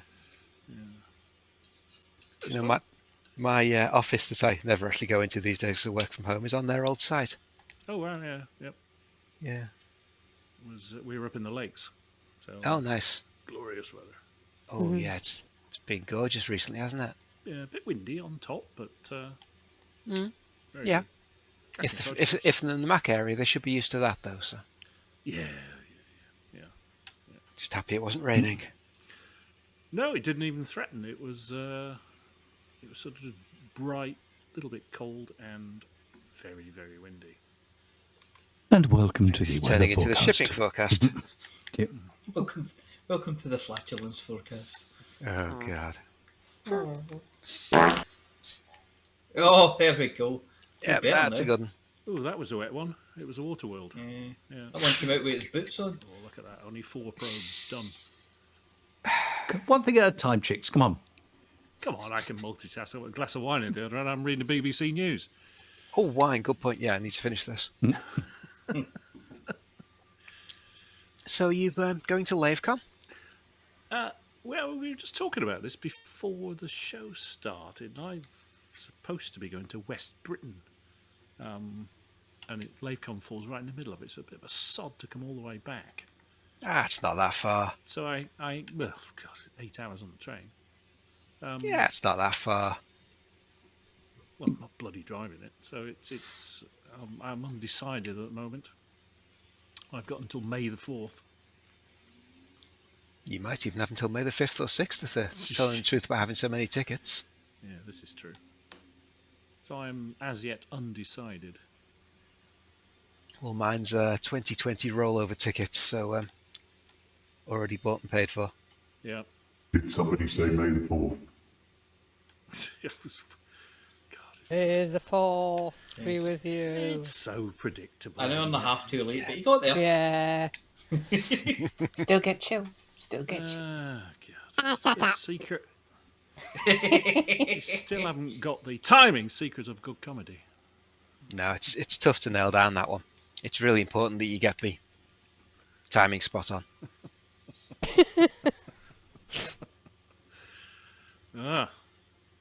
So you got any?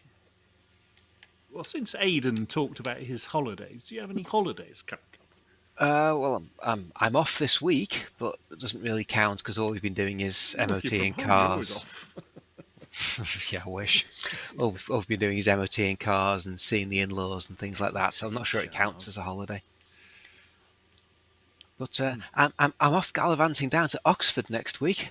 Oh yeah, really? Yeah, well that's work. Anywhere in particular? Abingdon. Oh yeah. Just outside Oxford. Funny, talking about MOT in cars, my car was born in Abingdon. Oh yeah. Yeah. Well, Before my I was. My company was born in Abingdon, so I'm visiting head office. And on that bombshell, it's back to the studio. Yeah. It's the hamster. But yeah, other than a fun 3 weeks in Abingdon, I get a few days off in the middle of the month. But yeah, 3 weeks and down there for. You always go to the MG Museum. Ooh. 3 weeks down there, I'll probably be doing an awful lot of things like that. So. Yeah. In fact, Clarkson's Farm's down there somewhere, isn't it? Somewhere around there, but that's one to avoid, I think. So. Yeah. And finally, But yeah, there's not a huge amount going on around here, so mostly for the mug for me, I think. For the mug. Mug. Mug. Well, now that we've talking to the important people, there's only us left. I'm going to suggest that we go for a more shortened form. Informal, yeah. So, well, let's just go down a list. We just shout for the mug me and now, play isn't music. it? I'm going to talk to Amelia. All right, Hi, Flossy. let's Hi, not do what I Amelia. just suggested. Let's just do it a completely different way. Yeah. It can't beat tradition. These people with delusions well, of being you know. in charge. How's your chest holding up?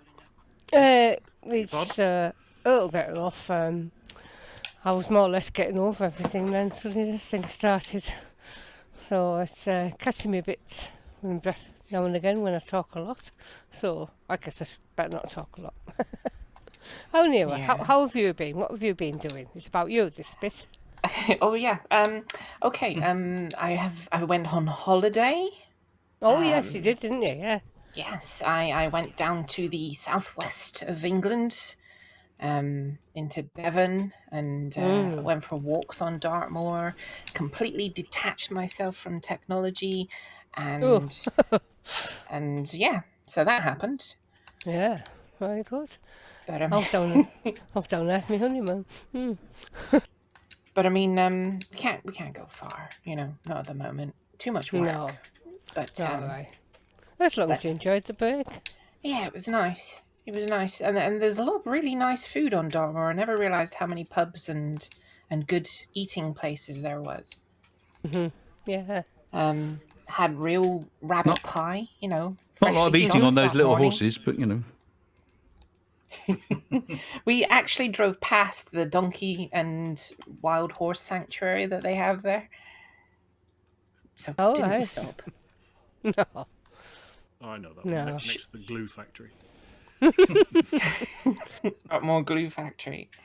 But yeah, it was a nice break. But yeah, so I haven't. That's why I haven't been here, because of work and break. Yeah. But yeah, other than that, it's been good. Yeah, good. So I'll just say for the mug. For the mug. Thank you. Wait, I know it's me next, but I'm in game, so I'm going to have to Oh, do my... hey. Oh, come on. You're in-game splitter. Yeah, I'm being a splitter as we speak. That's what I'm doing. Right. So Amelia, it's me to talk to chicks. Hello. Wow, I've looked it. How you doing? You've been away, so have you been on this week? On what? On Elite? Have you seen the Hutton Helper? No, I never look at that. I never bother with it. A moment. It's, objects scanned. It's exploring. 2,714 objects scanned. And Is did that you just find your today? keys in the end? 2,715. Here's another one, 2,716. Unusual planet in the bagging area. Yes. I found an Earth-like this afternoon. Oh, nice. Discovered. You've got a few of them now, haven't you? You said earlier you had what? How many? Just coming up on 300. No, I meant in this mission. But you know what? About 30 odds. 30. Hang on, let me look at the sheet. 34. The sheet. 34. Yeah. Oh, yeah, he's got a sheet. Got a spreadsheet for everything. He's a real explorer, him. Hey, I'm in. Spreadsheet for everything. Yeah, I was. I went to the lakes a month ago. Yes. Went to see a chap on his farm. Well, I went to see his farm and what he was doing. Yeah. I went to see my mum for a week. Oh, so you went to see your mum as well then? Yeah. Oh, nice. Well, it'd be rude not to go and all that. Yeah, way. it would Driving be past the actually. house virtually. Then we went to West Britain for 3-4 weeks. Oh, that's nice. I've seen the view you've got. You sent me a picture of the view you got for your window. It's in not West always. Britain. It's sometimes raining and foggy. And Oh no, how terrible for you. there were some really weird days where the sort of sea fog came rolling in, and one end of the beach was in bright sunshine, and the other end of the beach was like that film The Fog, the old Is that the one that turned everybody inside out or something? No, they're like these ghost pirates or something. Oh, that yeah. and murder everybody. It wasn't like the book at all. It was a bit like that. And as you walked up the beach, as one of these sort of big wispy clouds blew past you, it got really cold. So it was a bit sort of weird. Anyway, Yeah, sounds it. but it was sunny for the most part. But West Britain, bit wet. Yeah. That's And because then- you're on the Atlantic coast, you see. Well, almost. It's the Bristol Channel. Yeah, it's close enough. Yeah, Irish Sea. And then I was in the lakes at the weekend as well. Went up there on the train and then got a bus. Wow. When was the last time you'd been in a bus before that? Pass. Yeah. Can't remember. Sometime. Did they still have conductors when you were on? Still had horses when I was on. Yeah. Yeah. It was good. Let's say it was windy though. Yeah, it would be. No, I'm still thirtling around I was a bit further out than the other side of the. Can't remember the name of the nebula. Is it the Monkey Skull Nebula or something? Monkey Head. Monkey Head. Yeah, a bit further out than that now. Okay. Just fire up the gal map. I'm guessing 8,000 light years out of the bubble now. That's not far from you. No, I know. I've taken a very I don't forget my average jump distance is only 37 light years. Average. Because I want to scan everything. Yeah. I don't scan everything, but I do use the checks method, and look for terraformables. Yeah. Wherever I can find them. And I'm just going to look at the gal map again. I'm 197 light years above the plane, so that 150 to 200, you don't see any tags at all. Yeah, that's good. So it's all pristine. So pristine new stuff. Like my very own galaxy. How lovely. Yes. So there we go. Is that you then? You gonna tell us more? Are you done? Well, I was gonna. Tell us more. If you got more, I tell us brought more. a project back from Wales to London. I brought. There's no way to talk about your mother. No, she's up north. Up north, yeah. I brought a telescope back that I want to get working again, so I've got my little project in. Oh, that'd be good. I want to be able to hook it up to my computer and rather than stand outside in the freezing cold, is just poke a cable out the window and control it from my PC, and then see the images on screen and then image stack and stuff like that. So that's a little project I've got going.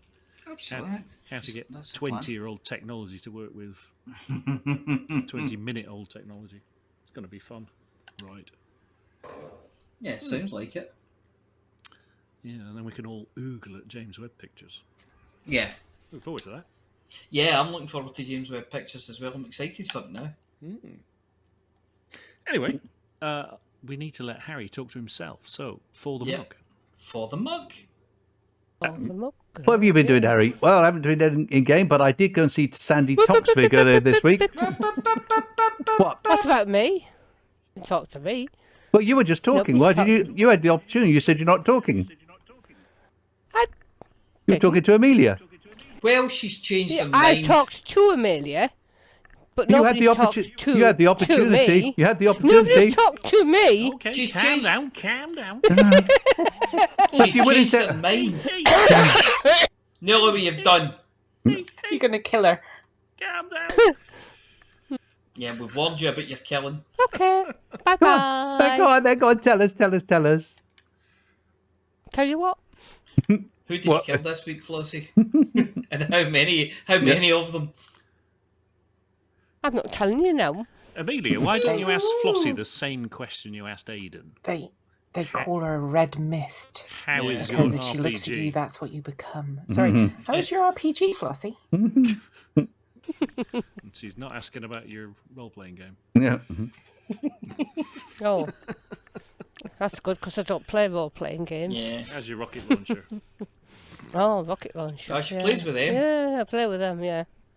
Yeah, we've heard. Have you obliterated anyone this week? No. Yeah. No. Not I've done loads of low-level combat zones though, to try and get the engineer, and it just didn't kept not happening. I kept doing more and more and more. And I thought, well, I'm sure I've done at least 10. Yeah. And anyway, in the end, I emailed support, and first of all, they said, "Oh yes, well, if you look in the codex, it's a viewing problem, and it shows you twice as many you've actually done." I thought, yes, even if you call it twice as many, I've still done more than 10. So anyway, I said, "Oh, try doing a few more." Great.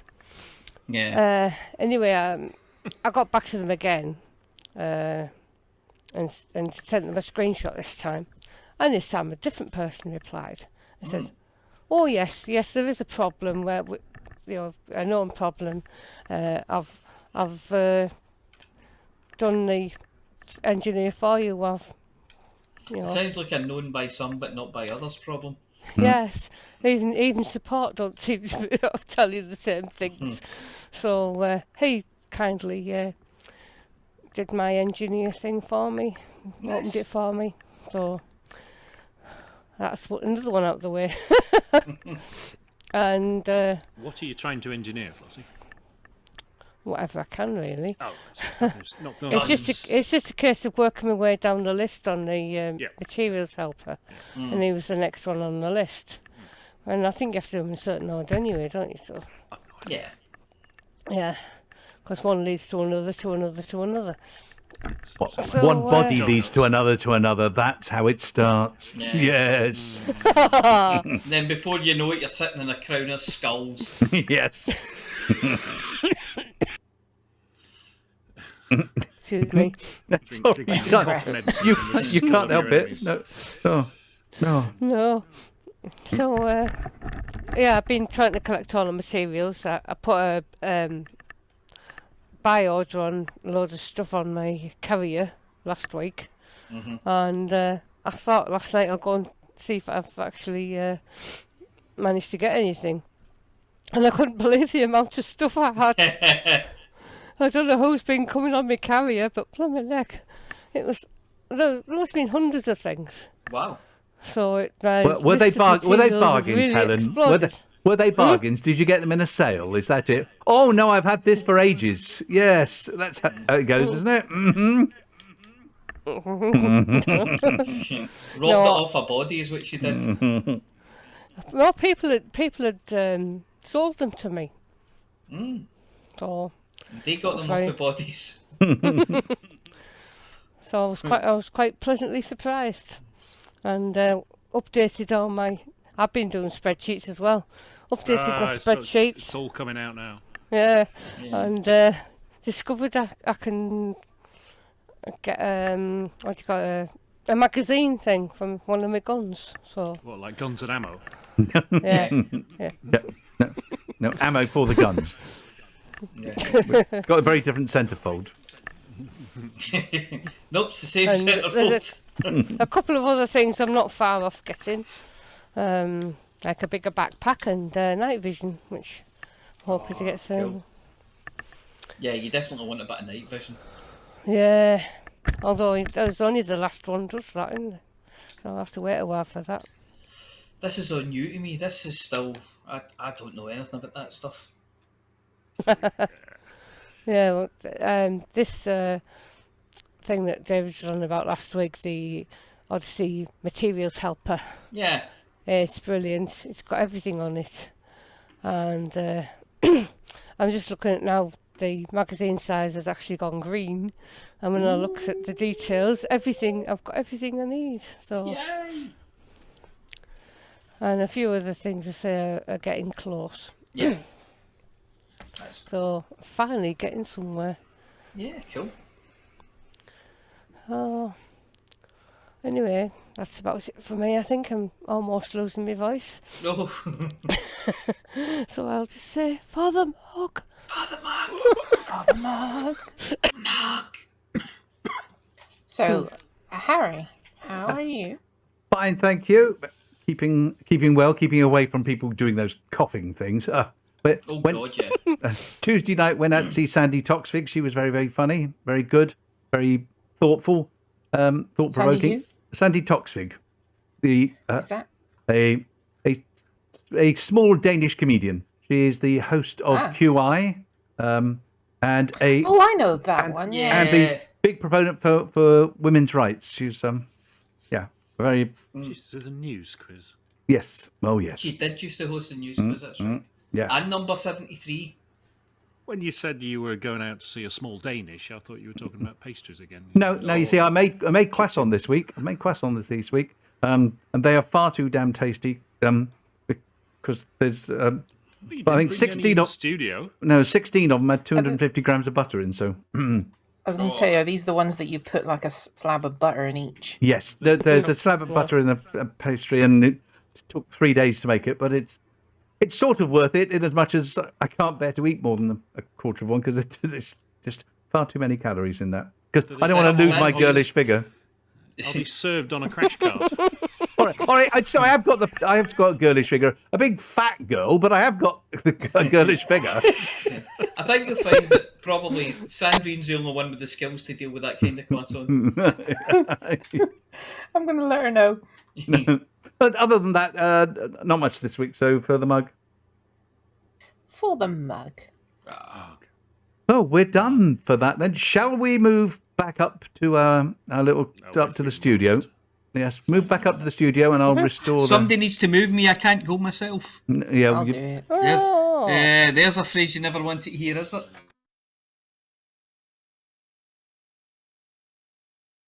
I've put the. Should work. I've put. Oh, there we go. I put that back there. Come there. You should be back having your feed again there in the green room. Everybody's back. That's it. Here we are. Well, that was fun. That was jolly good. Jolly good. Jolly good. And marvellous. Yes. And another month, another green room.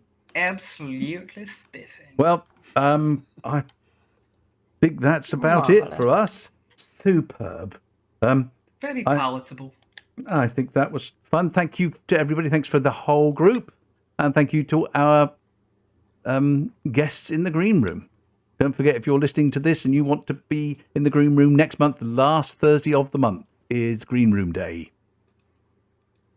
So I think time to move on, I think, to our final piece of business, which is for the vocal Amelia to bend everyone's luggles. For the mug! For the mug!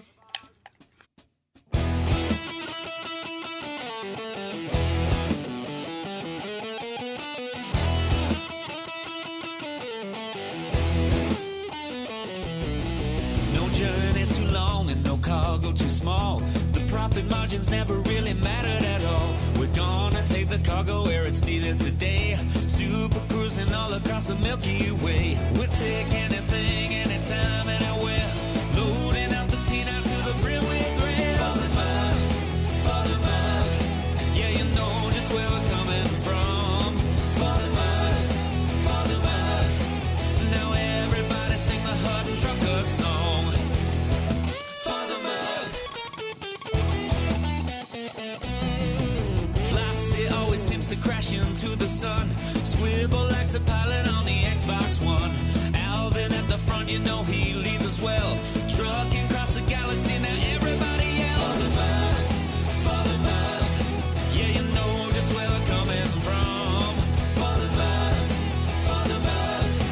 now everybody sing the Hutton Trucker song. For the mug, yeah, you know just where we're coming from. For the mug, now everybody sing the Hutton Trucker song.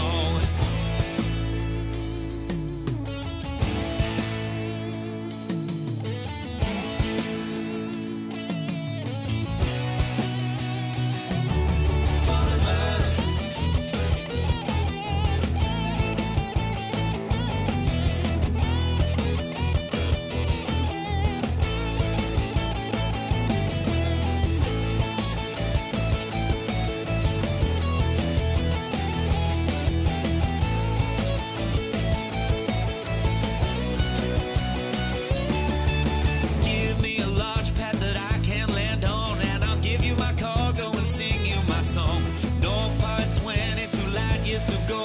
Cruising to Hutton, whoa, whoa, whoa. No journey too long and no cargo too small. The profit margins never really mattered at all. We're gonna take the cargo where it's needed today. Super cruising all across the Milky Way. We'll take anything, anytime, anywhere. So shout it out loud like you don't even care. For the bug, yeah, you know just where we're coming from. For the bug, now everybody sing the Hutton Trucker song. For the bug, yeah, you know just where we're coming from. For the bug, now everybody sing the Hutton Trucker song.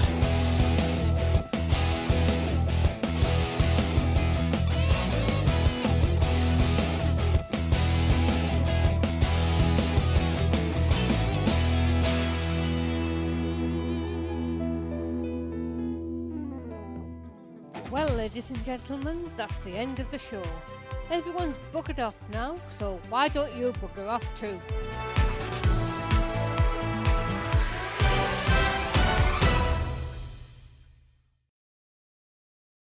Seamless.